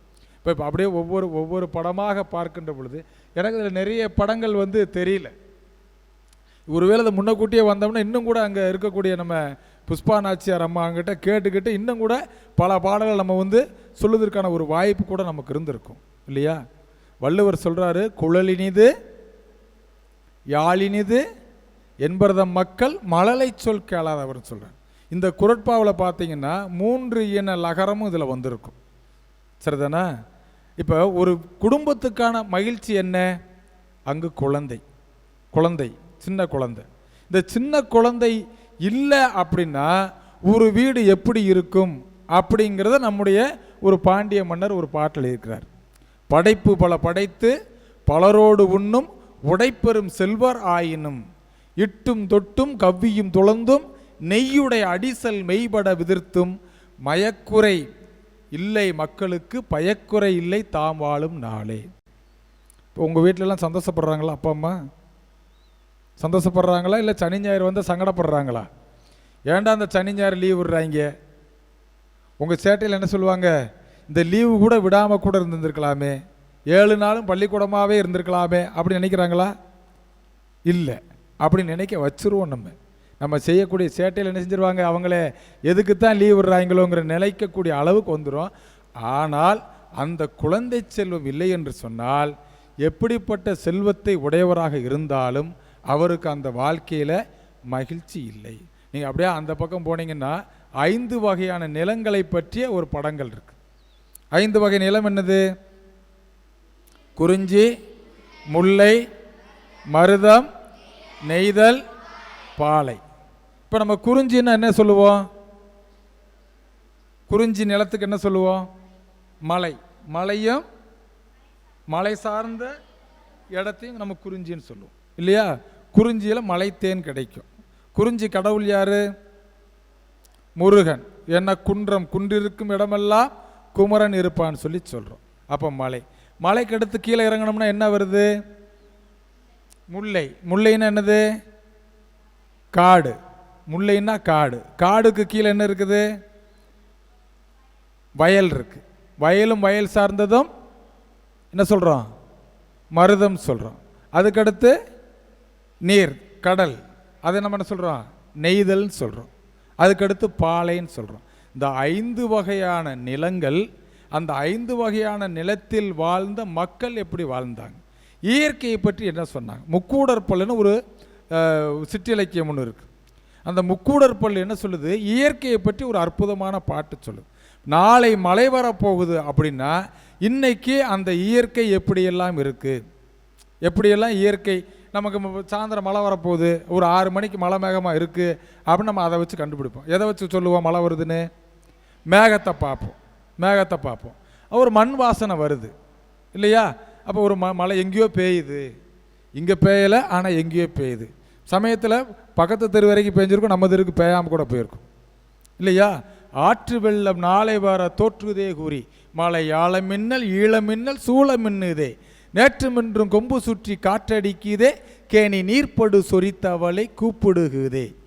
அப்போ சொல்கிறாரு, ஒரு மழைக்கான அந்த வரைவினை சொல்லக்கூடிய இந்த இயற்கையில் இருக்கக்கூடியது. இப்போ நம்ம வெளியில் போனோம்னு நாங்கள் பேசணும், நல்லா மரம் இருக்குது, பூக்கள் இருக்குது, அந்த ஒவ்வொரு பூவை பார்க்குகின்ற பொழுதெல்லாம் நமக்கு மகிழ்ச்சியாக இருக்குது இல்லையா? அப்போ இயற்கையை பற்றி நம்முடைய சங்கத்தமிழர்கள் அந்த 8 தொகையாக இருக்கட்டும் 10 பாட்டாக இருக்கட்டும், இந்த 2ஐயும் நாம் என்ன சொல்கிறோம்? 11 மேற்கணக்கு நூல்கள்னு சொல்கிறோம். 8 தொகுக்கப்பட்ட பாடல்கள் உள்ள நூல் இருக்கு. நற்றிணை, நல்ல குறுந்தொகை, ஐங்குறுநூறு, ஒத்த 10 ஓங்கு பரிபாடல், கற்றறிந்தார் ஏத்தும் களியோடு அகம் புறம் என இத்தரத்தை 8 தொகை, அகநானூறு புறநானூறு. நீங்கள் அப்படியே உங்களுக்கு பின்னாடி பார்த்தீங்கன்னா ஒரு அற்புதமான ஒரு ஓவியம் இருக்குது. அந்த ஓவியத்தில் ஒரு பெண்மணி அம்மா என்ன செய்கிறாங்க? கையில் ஈட்டி வச்சுருக்காங்க. யாருக்கு கொடுக்குறாங்க? மகனுக்கு கொடுக்குறாங்க. அந்த அம்மா முதல் நாள் போரில் தந்தை இறந்துடுறாரு, கணவர் இறந்துடுறாரு, உடன் பிறந்த அண்ணன் தம்பிகள் இறந்து விடுகிறார்கள். ஆனால் பால் மனம் மாறாத அந்த தன்னுடைய மகன் கையில் என்ன கொடுக்குறா? ஈட்டியை கொடுத்து, மகனே நீ போர்க்களத்துக்கு போய் வா அப்படின்னு சொல்லி சொல்கிறாங்க. அப்படி போர்க்களத்துக்கு போய் வந்த மகன் இறந்து விட்டான். ஒரு செய்தி அந்த அம்மாட்ட சொல்கிறாங்க, உன்னுடைய மகன் புறமுதுகிட்டு ஓடிவிட்டான், இறந்து விட்டான் அப்படின்னு சொன்ன உடனே அந்த தாய் மிகவும் வருத்தமடைகிறான். ஒருவேளை என் மகன் அப்படி இறந்து விட்டால் அவன் குடித்த மார்பை நான் அறுத்து எறிவேன் அப்படின்னு சொல்லி சொல்கிறேன். புறநானூற்றில் 278வது ஒரு பாடல் வருது. காக்கை பாடினியார் நச்செல்லையார்னு சொல்லி ஒருத்தர் பாடின பாட்டு. இந்த பாடலை மிக எளிமையாக கலைஞர் அவர்கள் ஒரு புது கவிதை, ஒரு வசன கவிதையில் வந்து சொல்லியிருப்பாங்க. இப்போ ஒரு 2000 வருஷத்துக்கு முன்னாடி போகிறோம். ஒரு குடிசை வீடு, அங்கே ஒரு வயசான அம்மா உட்காந்துருக்குறாங்க. சாப்பிடலாம் அப்படின்னு நினச்சி அந்த சாப்பாட்டை கவலமாக உருட்டி சாப்பிட போகிறாங்க. அப்போ ஒருத்தர் வேகமாக ஓடி வந்து மேல் மூச்சு கீழ் மூச்சு வாங்க வந்து சொல்கிறேன், இந்த மாதிரி உங்களுடைய மகன் இறந்து பட்டான். அப்படியா? காயம் எங்கே? மார்பிலையா முதுகுலையா? ஏன் மார்பிலையா முதுகுலையான்னு என்ன அர்த்தம்? மார்பில் காயம் பட்டிருந்தா முன்னாடி நின்று போர் செஞ்சுருக்கான்னு அர்த்தம். முதுகில் பட்டிருந்தா ஓடி போயிட்டான்னு அர்த்தம். சண்டையை பார்த்து நினைச்சிட்டான், ஐயோ நம்மளை கொல்ல போகிறாங்கன்னு பயந்து ஓடி போயிட்டான் அப்படின்னு சொன்னவுடனே அந்த வந்தவன் சொல்கிறான், இல்லை இல்லை காயம் வந்து முதுகில் தான் இருக்குது அப்படின்னு சொன்னவுடனே அந்த தாய்க்கு மிகப்பெரிய கோபம் வருகிறது. இல்லை என்னுடைய மகனே அல்ல, ஒருவேளை அவன் புறமுதுகிட்டு அவன் இறந்திருப்பானே ஆனால் என் மார்பினை அறுத்து எறிவேன்னு சொல்லிட்டு அங்கே பிணக்குவியலாக கிடக்கு. அந்த பிணக்குவியல் அப்படியே தேடி தேடி பார்க்குறா.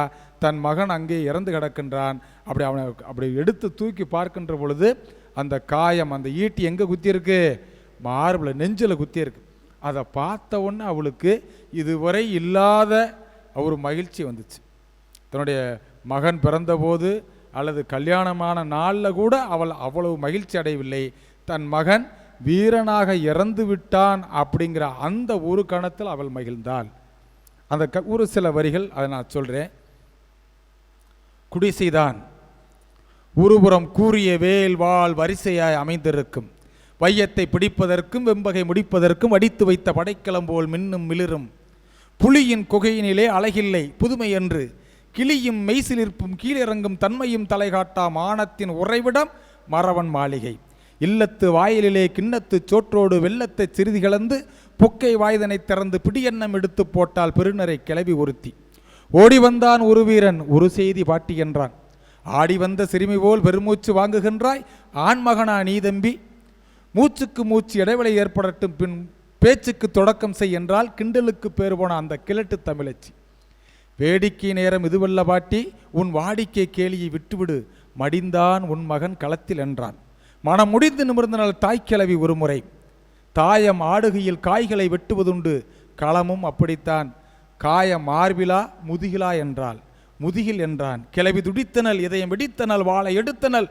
முளவு ஒளித்த திக்கை நோக்கி முடிக்கினால் வேகம், கோழைக்கு பால் கொடுத்தேன் குப்புற வீழ்ந்து கிடக்கும் மோளைக்கு பெயர் போர் வீரனாம், அந்தோ முன்பொரு நாள் பாய்ந்து வந்த ஈட்டிக்கு மார்பு காட்டி சாய்ந்து கடந்தார் என் சாகாத கண்ணாளர், அவருக்கு பிறந்தானா குட்டிச்சுவருக்கும் கீழாய் வீழ்ந்து பட்டான், குட்டிச்சுவருக்கும் கீழாய் வீழ்ந்து பட்டான், இமய வரம்பினிலே வீரம் சிரிக்கும் வீணை நரம்பினிலே இசை துடிக்கும், அதுவும் மானம் மானம் என்றே முழங்கும், மதுவும் சுறாவும் உண்டு வாழ்ந்த மானமற்ற தமிழனமா, எடா மரத்தமிழ் குடியிலே மாசுதுவி விட்டாய், மார்பு கொடுத்தேன் மகனாய் வளர்த்தேன் தின்று கொளுத்தாய், திமிர் பிடித்த தோள்கள் எங்கே தெனவெடுக்கவில்லையோ, வேலுக்கு பதில் சொல்ல வழியில்லா கோளையே என் வீர பாலுக்கு பதில் சொல்வாய் என்று சென்றங்கு செருமுனையிலே செதறி கடந்த செந்தமிழ் காளைகளை புரட்டி பார்த்தால், நந்தமிழ் நாடு காக்க ஓடிற்று இரத்த வெள்ளம், நம் தமிழ் நாடு காக்க ஓடிற்று இரத்த வெள்ளம், மனப்பந்தலிலும் அந்த மகிழ்ச்சி இல்லை, மகன் பிறந்தபோதும் அந்த மகிழ்ச்சிக்கு எல்லை உண்டு, மகன் மடிந்து கடந்தான் ஈட்டிக்கு மார்பு காட்டி, இதை கண்டால் இதயம் குளிர்ந்தால் இனி எதை கண்டாலும் எனக்கு கவலை இல்லை, என் மகன் வீரனாய் மடிந்தான் என்றால், அறுத்தறிய இருந்தேன் அவன் குடித்த மார்பை, கருத்தறிய பொய் சொன்ன கயவன் எங்கே, வாள் இங்கே அவன் நாக்கெங்கே, அறுத்தறிய இருந்தேன் அவன் குடித்த மார்பை, கருத்தறிய பொய் சொன்ன கயவன் எங்கே, வாள் இங்கே அவன் நாக்கெங்கே. அப்போ ஒரு பெண்மணி, வயசான ஒரு தாய், அந்த வயசான தாயினுடைய மனசு எப்படி இருக்கு? தன் மகன் வீரனாக இருக்க வேண்டும் இல்லையா? நம்முடைய சங்க இலக்கியத்தினுடைய 2 பெரும் கூறுகள் என்ன அப்படின்னா காதலும் வீரமும். அதைத்தான் நம்ம அகம் புறம்னு சொல்கிறோம். நீங்கள் பேருந்தில் பயணம் பண்ணியிருப்பீங்க, ஒரு வாசகம் ஒன்று எழுதி போட்டிருப்பாங்க. இப்போ இருக்கான்னு தெரியல. கரம் சிரம் புறம் நீட்டாதீர். கரம்னா என்னதுப்பா? கை. சிரம்னா தலை. புறம்னா வெளியே. நீட்னா என்ன ஆகும்? இப்போ சில பேர் பேருந்தில் ஏறி உட்கார்ந்தவுடனே, அதுவும் ஜன்னலோர சீட்டு கிடச்சுன்னா உட்கார்ந்தவுடனே அடுத்த நிமிஷம் என்ன செஞ்சிருவான்? படார்னு தூங்கிடுவாங்க, தலையை வெளியே போட்டுருவாங்க, இப்படி வந்துடுவான், இப்படியே படுத்து கிடப்பாங்க. இன்னும் ஒரு பேருந்தோ அல்லது ஏதோ ஒரு வாகனம் வருதுன்னு வச்சுக்கிறோமே, இடிச்சு உரசிட்டான்னு என்ன ஆகும்? நம்ம தலை ஏற்ற மாதிரி பயணம் பண்ணோம், உடம்பு இன்னொரு பக்கம் பயணம் பண்ணிக்கிட்டு இருக்கோம். அப்படித்தானே? கரம் சிரம் புறம் நீட்டாதீர். இந்த புறம் என்ன சொல்லுது? நம்முடைய பண்டை தமிழுடைய கல்வி என்ன, கேள்வி என்ன, கொடை என்ன, வீரம் என்ன, இது எல்லாத்தையும் புறம் சொல்கிறது. அகம் என்ன சொல்லுது? அந்த தலைவன் தலைவிக்கு இடையேயான அன்பினை பற்றி சொல்கின்றது இல்லையா? ஏன் இந்த உலகம் எவ்வளவு நாள் நிலைச்சிருக்குது? கடலுள் மாய்ந்த இளம்பெருவழுதிங்கிற ஒரு மன்னன் சொல்கிறான். அந்த காலத்தில் மன்னர்களும் பாடல் எழுதியிருக்கிறாங்க. சங்க இலக்கியத்தில் கிட்டத்தட்ட ஒரு 31 புலவர்கள், மன்னர்கள் புலவர்களாக இருந்திருக்கிறாங்க. அம்மா எவ்வளோ நேரம் முடிக்கணும்னு சொல்லிடுங்க, நேரமானா சொல்லிடுங்க. 10 நிமிடத்தில் முடிச்சிடும். மன்னர்களும் புலவர்களாக இருந்திருக்காங்க. அவர் சொல்கிறாரு, உண்டால் அம்மை இவ்வுலகம். தேவர்களுக்கு கிடைக்கக்கூடிய ஒரு அமிழ்தம் நமக்கு கிடைக்கிறது. அது நம்ம முதல்ல சொன்னோம், தமிழ் அமுதம்னு சொன்னோம் இல்லையா? அந்த அமிழ்தம் நமக்கு கிடைக்குது. ஐயோ, இதை சாப்பிட்டோம்னா நம்ம நிறைய ஆண்டுகள் உயிர் வாழலாம், நோய் இல்லாமல் உயிர் வாழலாம் அப்படிங்கிறதுக்காக ஒருத்தர் என்ன செய்ய மாட்டாங்களாம்? அதை தனிச்சு எடுத்து போய் சாப்பிட மாட்டாங்களாம். சரிதானா?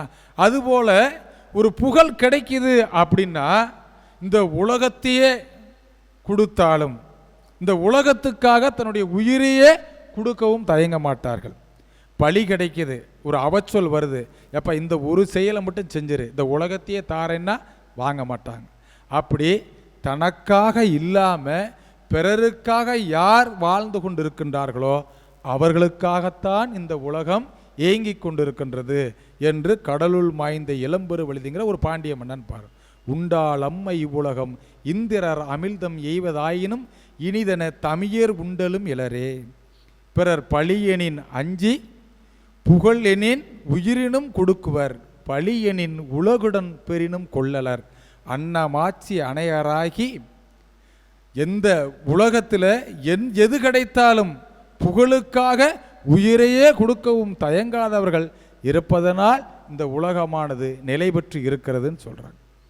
அப்போ இந்த பாடலை படித்தா நமக்கு என்ன தோணணும்? இந்த பாடலை படித்த உடனே நமக்கு யாராவது, இப்போ நம்ம லஞ்சம் சொல்கிறோம் இல்லையா, கையூட்டுன்னு சொல்கிறோம், இதை செஞ்சு கொடுப்பா, இந்த ஒரு வேலையை செய்ய நான் உனக்கு இவ்வளவு தர்றேன் அப்படின்னு சொன்னால் அதை நாம் என்ன செய்யக்கூடாது? பெறக்கூடாது. நேர்மையாக இருக்கணும். இப்போ ஒரு செய்தி, ஒரு பாடல் சொல்லுகின்ற செய்தி என்ன? நம்ம வெறுமனே படிச்சுக்கிட்டே போகிறோம். இப்போ திருக்குறள் படிக்கிறோம்ல, இப்போ நம்ம 11 மேற்கணக்கு நூல்களில் 8 தொகை 10 பாட்டு சொன்னோம். 11 கீழ்கணக்கு நூல்கள்னு ஒரு 18 புத்தகம் இருக்குல்ல. நாலடியார், நான்மணிக்கடிகை, இன்னா 40, இனியவை 40, கார் 40, களவழி 40, ஐந்தினை 50, ஐந்தினை 70, தினைமாலை 150, திருக்குறள், திரிகடுகம், ஏலாதி, சிறுபஞ்ச மூலம், கைநிலை, பழமொழி 400, ஒரு 18 புத்தகம் இருக்குது. இதில் 11 நூல்கள் அறத்தை போதிக்குது. அந்த அறத்திலும் மிக முதன்மையான நூலாக இருப்பது என்னது? நம்முடைய திருக்குறள்.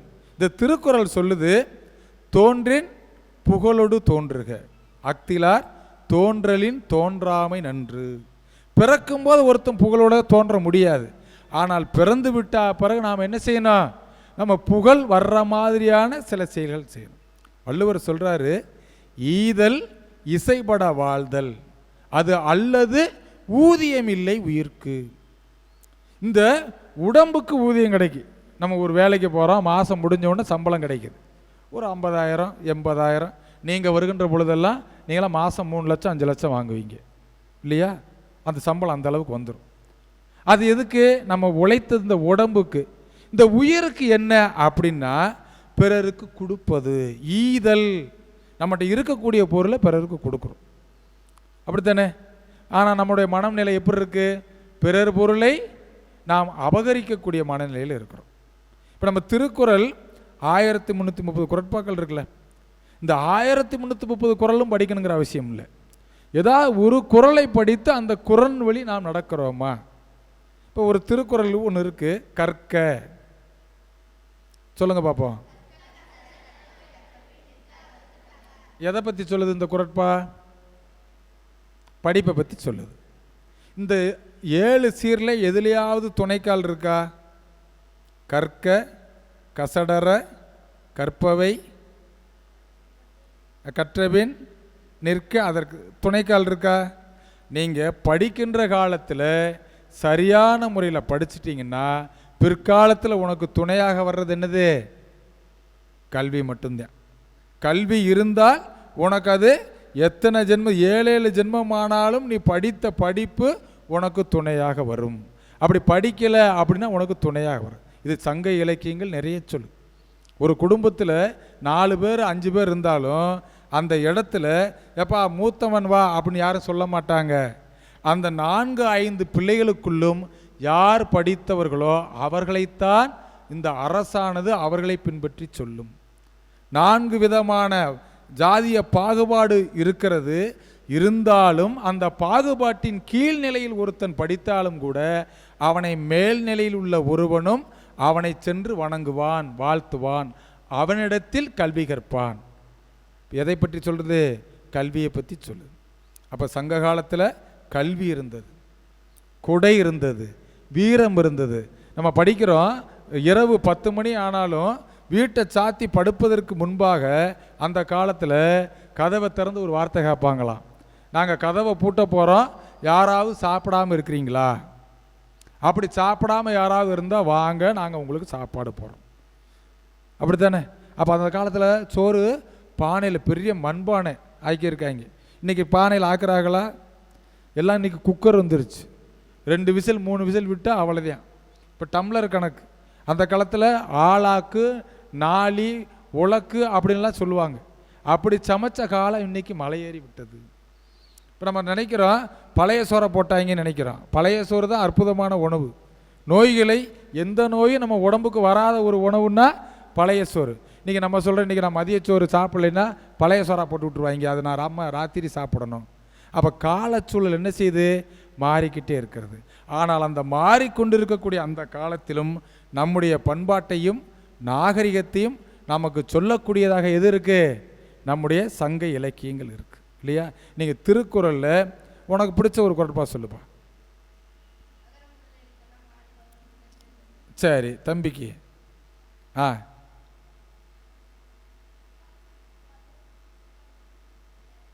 துப்பாருக்கு துப்பாய, அது கொஞ்சம் திருக்குறளே கடினமான குறட்பான்னு அதுதான். 5 சீர் தான் சொல்லியிருக்கிறேன். நீ சொல்லியா? தீயினால் சுட்டபுண் உள் ஆறும்.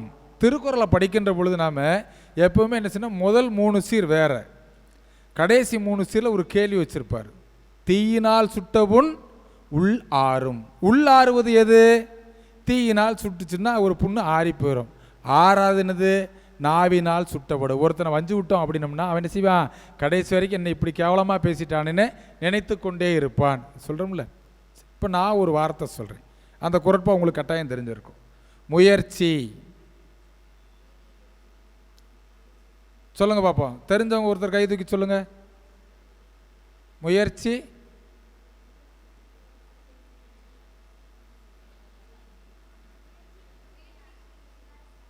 கைதட்டுங்க பாப்பாவுக்கு. பேர் என்னடா சொன்ன அப்போதே? பர்வதர்ஷினி. பாப்பா சொன்னதில் ஒரு 2 வார்த்தை சரியான வார்த்தை. அந்த குறட்பாலிருந்து 2 வார்த்தை டோரா பூச்சியிலிருந்து வந்திருக்கு. சரிதானே? முயற்சி திருவினையாக்கும், முயன்றால் சாதிக்க முடியும். இப்போ நாம் எங்கே போகிறோம்? வீடு, ரோடு, உலக தமிழ்ச்சங்க, காட்சிக்கூடம். அப்படி தானே உங்கள் வீட்டில் சொல்லிட்டு வந்திருப்பீங்க. அப்படி தானே அதில் வருது. 2000 வருஷத்துக்கு முன்னாடி திருக்குறள் பாடினது வேறு. நீங்கள் தொலைக்காட்சியை பார்த்துட்டு வந்து நம்ம சொல்கிற மனசுக்குள்ளே என்ன பதிஞ்சிருச்சு? வள்ளுவர் சொல்லாத அந்த வார்த்தை எதில் வந்துருச்சு? நமக்கு தொலைக்காட்சிக்குள்ளேருந்து வருது. முயற்சி திருவினையாக்கும். உண்மையான திருக்குறள் என்னது? நீங்கள் சொல்லி எங்களுக்கு மறந்து போயிரும் போல இருக்கு. முயற்சி திருவினையாக்கும், முயற்சின்மை இன்மை புகுத்தி விடும். இந்த ஒரு வரியை நீங்கள் முயற்சி திருவினை, இந்த ஒரு வரியை உங்களுடைய தமிழ் ஏட்டில் புத்தகத்தில் எழுதி வச்சுக்கோங்களேன். முயற்சி திருவினையாக்கும் இல்லையா? அடுத்த வரி கூட நீங்கள் உங்களுக்கு பிடிச்ச மாதிரி முயன்றால் சாதிக்கும். அது உண்மை தானே? பொய்யில் இல்லை. முயற்சி செய்தவன் தானே படிக்க முடியும்.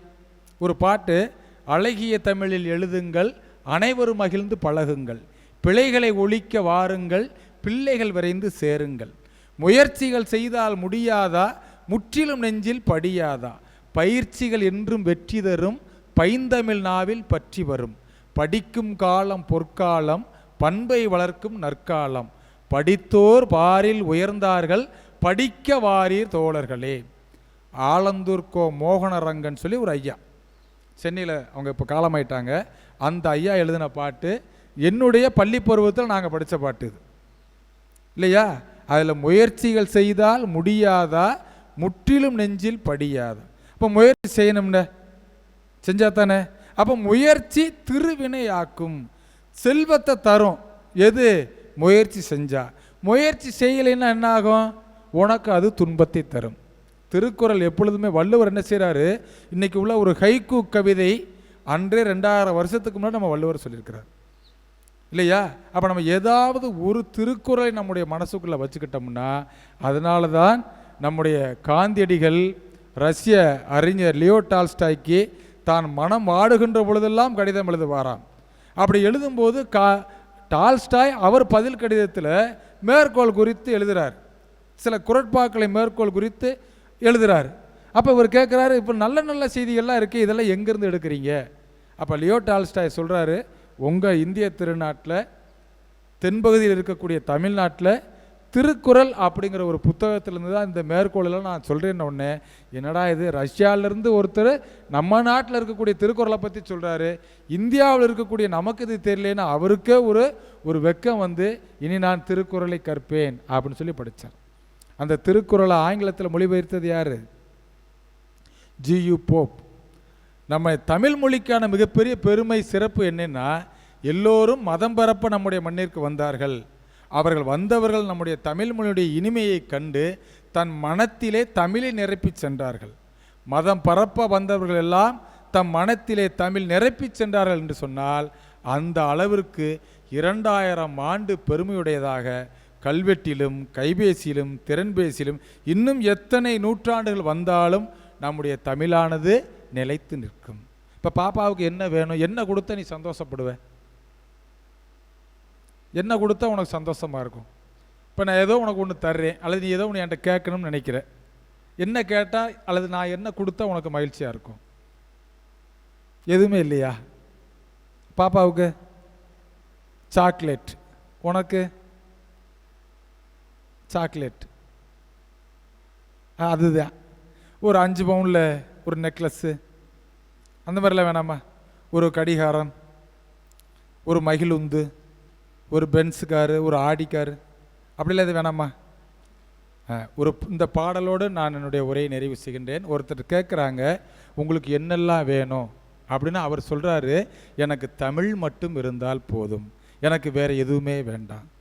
பொன்னின் குவை எனக்கு வேண்டியதில்லை, என்னை போற்றும் புகழ் எனக்கு வேண்டியதில்லை, மன்னன் முடி எனக்கு வேண்டியதில்லை, அந்த மாறன் அழகனுக்கு வேண்டியதில்லை, கன்னி தமிழ் எனக்கு வேண்டுமேயடா, உயிர் கம்பன் கவி எனக்கு வேண்டுமேயடா, தின்ன தமிழ் எனக்கு வேண்டுமேயடா, தின்று செத்து கிடக்க தமிழ் எனக்கு வேண்டுமேயடா, உண்ண உணவனுக்கு வேண்டியதில்லை, உற்றாரும் உறவினரும் வேண்டியதில்லை, மண்ணில் உருபிடியும் வேண்டியதில்லை, இளமாதர் இதழமுதம் வேண்டியதில்லை, பாட்டில் உருவாயை தின்று கழிப்பேன், உயிர் பாயும் இடங்களில் என்னை மறப்பேன், காட்டில் இலக்குவனோடு சென்று மகிழ்வேன், அங்கு காயும் கிழங்குகளும் தின்று மகிழ்வேன்.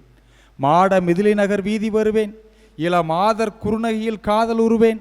பாடியவர் அணைக்க கூடி மகிழ்வேன், இளம் பச்சை கிளிகளுடன் பேசி மகிழ்வேன். கங்கை நதிக்கரையில் மூழ்கி எழுவேன், பின்பு காணும் மதுரை நகருக்கு ஓடி வருவேன். சங்க புலவர்களை கண்டு மகிழ்வேன், அவர் தம்மை கண்டு மகிழ்ந்து மீண்டு வருவேன். சங்க புலவர்களை கண்டு வருவேன், அவர் தம்மை கண்டு மீண்டு மகிழ்ந்து வருவேன். செம்பொன் சிலம்பொடித்த செய்தி அறிந்து அங்கு சென்று நொந்து அழுவேன். அம்பொன் சிலம்பு கண்டேனடா, என்ன ஆனந்தம் ஆனந்தம் கண்டேனேயடா. கால்கள் குதித்து நடமாடுதடா, கவி கல்லை குடித்து வெறி ஏறுதடா. நூல்கள் தனித்தமிழ் எழுதிட வேண்டும், அதை நோக்கி தமிழ் பசியும் ஆறிட வேண்டும். சாகும்போது தமிழ் படித்து சாக வேண்டும் என்றன் சாம்பல் தமிழ் மணந்து வேக வேண்டும். சாகும்போதும் தமிழ் படித்து சாக வேண்டும் என்றன் சாம்பல் தமிழ் மணந்து வேக வேண்டும். பாடையிலே படுத்து ஊருக்கு செல்கின்ற பொழுது அங்கு பைந்தமிழில் அழும்போசை கேட்க வேண்டும். ஓடையிலே சலசலத்து ஓடும் போதும் அங்கு குஞ்சு ஒன்தமிழில் என் ஆவி செல்ல வேண்டும். யார் சொன்னது தெரியுமா? இலங்கையில் மாவிட்டபுரம் சச்சிதானந்தம் சொல்லி ஒரு புலவர் பாடின பாட்டு, ஒரு 40 வரி பாட்டு. சாகும்போதும் தமிழ் படித்து சாக வேண்டும் என்றன் சாம்பலும் தமிழ் மணந்து வேக வேண்டும் என்று சொன்னால், அந்த இறப்பிலும் கூட நாம் நம்முடைய மொழியாகிய தாய்மொழியாகிய தமிழை படிக்க வேண்டும் இல்லையா? உணர்ச்சி கவிஞர் காசி ஆனந்தன் சொன்னதைப் போல, தமிழா நீ பேசுவது தமிழா, அன்னையை தமிழ் வாயால் மம்மி என்று அழைத்தாய், அழகு குழந்தையை பேபி என்று அழைத்தாய், என்னடா தந்தையை டாடி என்று அழைத்தாய், இன்னுயிர் தமிழை கொன்று தொலைத்தாய். இப்போ குழந்தையே பேபின்னு சொல்கிறோம் இல்லையா? அப்பான்னு சொல்லலை, டாடின்னு சொல்கிறோம். டாடின்னு சொல்கிறது இல்லை, டாட் அப்படின்றியா, அப்புறம் டே அப்படின்றியா, டான்னு சொல்கிறியா, அப்படித்தானே? அம்மாவை அம்மான்னு சொல்லலை, அங்கே உயிர் இருக்குது, மெய் இருக்குது, உயிர்மெய் இருக்குது அம்மாங்கிற வார்த்தையில். ஆனால் நம்ம சொல்கிற வார்த்தை என்னது? மம்மின்னு சொல்கிறோம். மம்மின்னா என்னது? மம்மிக்கு என்ன பார்த்தோம்? எகிப்தில் பதப்படுத்தப்பட்ட புணத்துக்கு பேர் மம்மி. நீங்கள் மம்மின்னு சொன்ன உடனே உங்கள் அம்மா அப்படியே ஆகா என் பிள்ளை என்னமோ இங்கிலீஷ் பேசுது அப்படின்னு நினச்சிதா நீங்கள் உங்கள் அம்மாவை என்ன சொல்கிறீங்க? பதப்படுத்தப்பட்ட புணமேன்னு சொல்கிறீங்க. அப்படி சொல்லலாமா? ஆக நான் தொடங்கும்போது உணர்ச்சி கவிஞர் காசி ஆனந்தன் ஐயா வரிகளோடு தொடங்கினேன். நிறைவு செய்கின்ற பொழுதும் அவரோடு வரிகளோடு நிறைவு செய்கின்றேன். இருப்பாய் தமிழா நெருப்பாய், இருந்தது போதும் செருப்பாய், இருப்பாய் தமிழா நெருப்பாய். வாய்ப்புக்கும் வாய்மொழி கேட்டமைக்கும் நன்றி கூறி நிறைவு செய்கிறேன். நன்றி, வணக்கம்.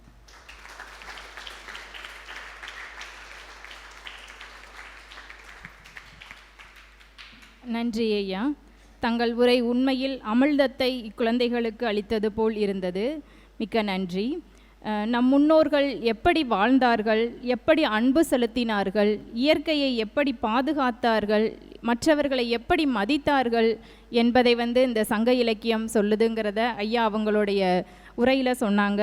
இந்த கொடைப்பண்புக்கு எடுத்துக்காட்டாக அவ்வைக்கு நெல்லிக்கனி கொடுத்த அதியமானோட கதையும், குமணன் அவங்களுடைய தம்பி அமணனுடைய கதையும் சொன்னாங்க. விருந்தோம்பல் பண்பு பற்றி குறிப்பிட்டாங்க, வீரம் பற்றி. இது மாதிரியான காட்சிகள் எல்லாமே தான் நம்ம சங்கத்தமிழ் காட்சிக்கூடத்தில் ஓவியமெல்லாம் வரைஞ்சிருக்கோம். நம்ம நிகழ்ச்சி முடித்த பிறகு இதுக்கான விளக்கத்தையெல்லாம் நான் உங்களுக்கு சொல்கிறேன். சங்க இலக்கியம் நமக்கு பழந்தமிழருடைய வாழ்வியலை மட்டும் சொல்லாமல் எதிர்காலத்திற்கான வாழ்வியல் நெறிகளையும் கற்றுத்தருகிறது என்பதை தங்களுடைய உரையின் மூலமாக நாங்கள் அறிந்து கொண்டோம். ஐயா அவர்களுக்கு மிக்க நன்றி. நன்றி ஐயா. தொடர்ந்து வாழ்த்துரை வழங்கி சிறப்பிக்க வருமாறு இயற்கை பாதுகாப்பு அறக்கட்டளையின் நிறுவனர் செல்வம் ராமசாமி ஐயா அவர்களை அன்போடு அழைக்கின்றேன்.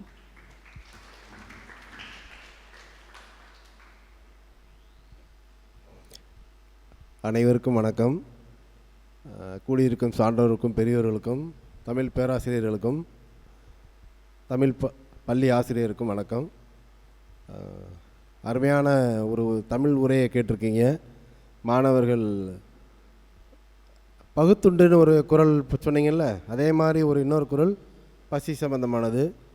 இன்னொரு குறள் எப்படி இருக்கும்? உங்களுக்கு சாப்பிட்ற நேரம் நெருங்கிட்டு இருக்கு. இன்னும் கொஞ்சம் நேரத்தில் செவிக்கு உணவில்லாத பொழுது சிறிது வயிற்றுக்கும் ஈயப்படும். சாப்பிட்றதுக்கு என்ன செய்யலாம்?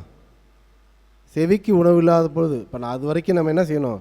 நல்ல தமிழையும் நல்ல செய்திகளை, நல்ல கருத்துக்களை, நல்ல உரைகளை கேட்காத நேரத்தில் அந்த நேரத்தில் தான் சாப்பிடணும். மற்ற நேரம் என்ன செய்யணும்?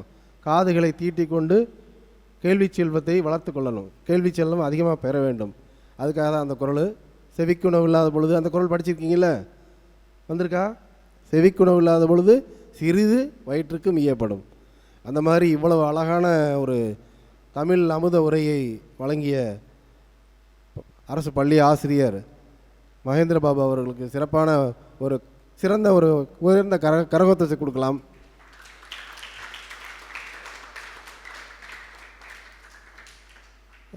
நேரம் நெருங்கிவிட்டது, அதனால் எல்லோரும் முடிச்சுக்கிறோம். வாழ்த்துறை வழங்குறதுக்காக மட்டும் நான் வரல, இங்கே பெரியவங்களாம் இருக்காங்க. ஈகே ராமசாமி பேராசிரியர் ஐயாலாம் இருக்காங்க. அவங்களாம் இந்த மாதிரி ஒரு நிகழ்ச்சிக்கு வந்ததே மாணவர்கள் செய்த ஒரு பெருமை. நிறைய நண்பர்கள் இருக்காங்க, நிறைய பட்டிமன்ற பேச்சாளர்கள், தமிழுக்காகவே தமிழ் உரை தமிழ் கூட்டம் எங்கே நடந்தாலும் செல்லக்கூடிய நிறைய பேர் இங்கே வந்திருக்காங்க. தமிழ்னு ஓடிக்கிட்டு இருக்காங்க. அது மாதிரி நீங்களும் தமிழால் வாழலாம், தமிழால் உயரலாம். தமிழ் நம்மளை வளப்படுத்தும், பண்படுத்தும். அறம் சார்ந்த வாழ்க்கையை வாழ வேண்டும். அனைவரும் அறம் சார்ந்த வாழ்க்கையை, தமிழ் வாழ்க்கையை வாழ்வோம். நன்றி, வணக்கம்.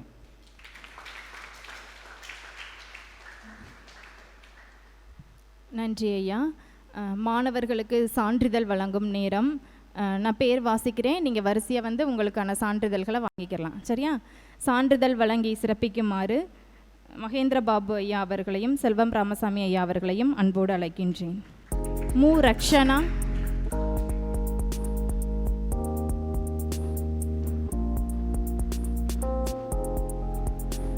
கா Mahima,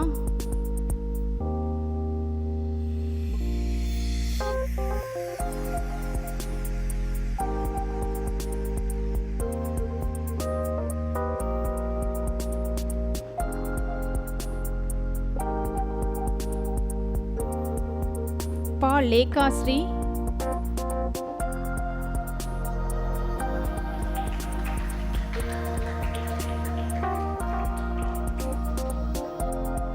J Arya,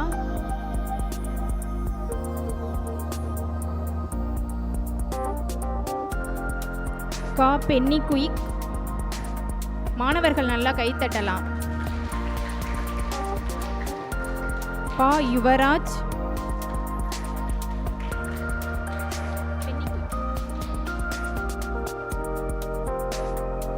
Penney quick.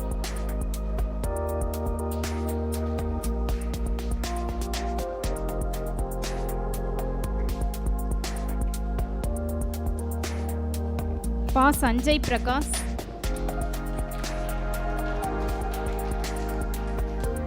வே சத்யதேவ்,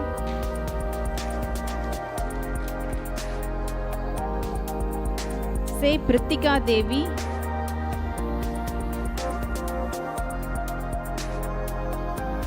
आ प्रीतिका,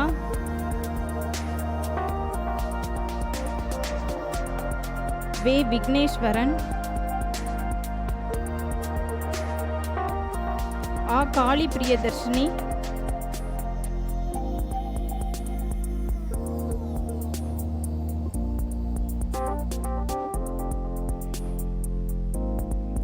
रा पर्वदर्शिनी,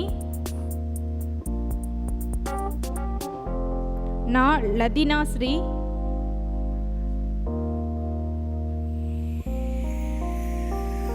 रा करपसामी,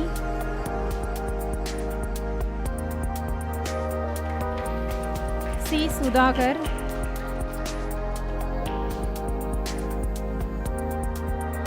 का आकर्षणा,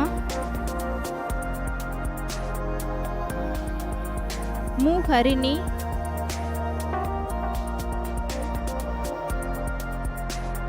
से अश्विन,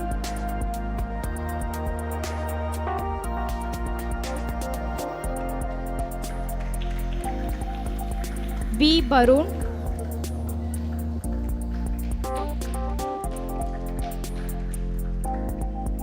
ता धनविक,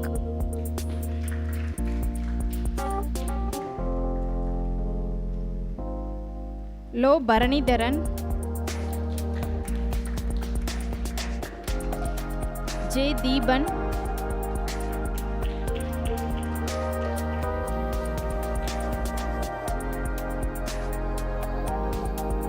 பா மீ அக்ஷய கார்த்திகேயன்,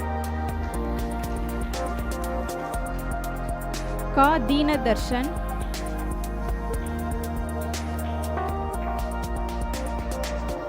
சா ஹரிசரன்,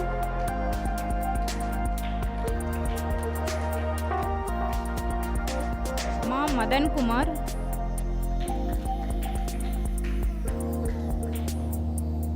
ரே மனோஜ்,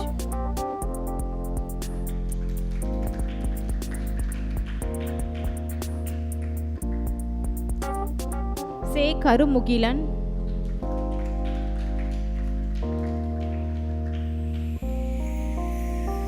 சே கார்த்தி,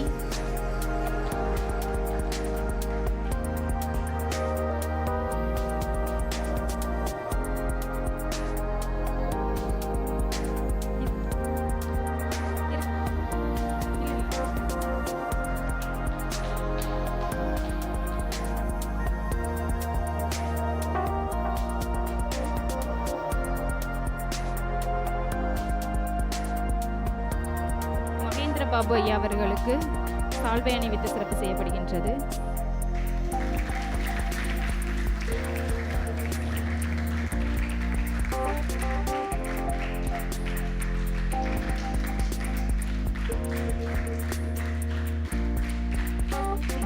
நன்றி. சான்றிதழ் வழங்கி சிறப்பித்த நல்லுள்ளங்களுக்கு நன்றி. நிகழ்வின் இறுதி பகுதிக்கு வந்துவிட்டோம். உட்காருங்க. இந்நிகழ்வில் எங்களுக்கு உறுதுணையாக இருந்து எங்களோடு தொடர்ந்து பயணிக்கும் உலகத்தமிழ் சங்கத்தின் தனி அலுவலர் அவ்வை அருள் ஐயா அவர்களுக்கு இந்நேரத்தில் எனது நன்றியினை தெரிவித்துக் கொள்கின்றேன். இன்றைய நிகழ்வு சங்கத்தமிழ் அமுதம் என்ற தலைப்பில் அமைந்தது. நிகழ்வில் சிறப்பாக பொலிவுரை ஆற்றிய மகேஷ் பாபு ஐயா அவர்களுக்கு சங்கத்தமிழ் காட்சிக்கூடம் மதுரையின் சார்பில் நன்றியினை தெரிவித்துக் கொள்கின்றேன். நன்றி ஐயா. காட்சிக்கூட நிகழ்வுகளுக்கு தொடர்ந்து ஆக்கத்துணை புரிந்து வரும் இயற்கை பாதுகாப்பு அறக்கட்டளையின் நிறுவனர் செல்வம் ராமசாமி ஐயா அவர்களுக்கும் நேரத்தில் நன்றியினை தெரிவித்து கடமைப்பட்டுள்ளேன். நன்றி ஐயா. எங்களின் அழைப்பினை ஏற்று இங்கு வருகை புரிந்துள்ள மங்கையர்கரசி மேல்நிலைப்பள்ளி மாணவ கண்மணிகளுக்கும் ஆசிரிய பெருமக்களையும் உங்களை இங்கு அனுப்புவதற்கு உதவி புரிந்த உங்கள் பள்ளி தலைமை ஆசிரியர் அவர்களுக்கும் தமிழ் அறிஞர்கள் அனைவருக்கும் நன்றியினை தெரிவித்துக் கொள்கின்றேன். இந்நிகழ்வினை தொடர்ந்து நடத்துவதற்கு எங்களுக்கு அனுமதி வழங்கிய மாவட்ட முதன்மை கல்வி அலுவலருக்கும் இந்நேரத்தில் நன்றியினை தெரிவித்துக் கொண்டு நிகழ்வினை நிறைவு செய்கின்றோம். நன்றி, வணக்கம். நாட்டுப்பண்.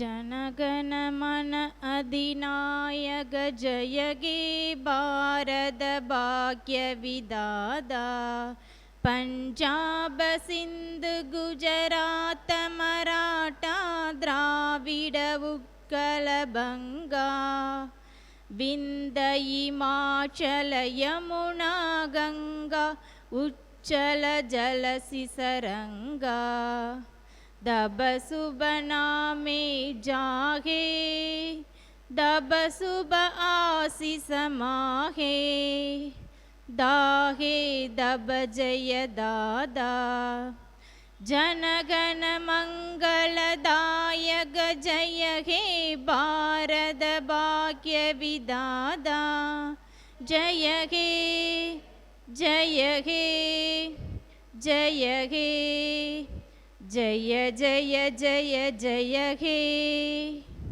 நன்றி.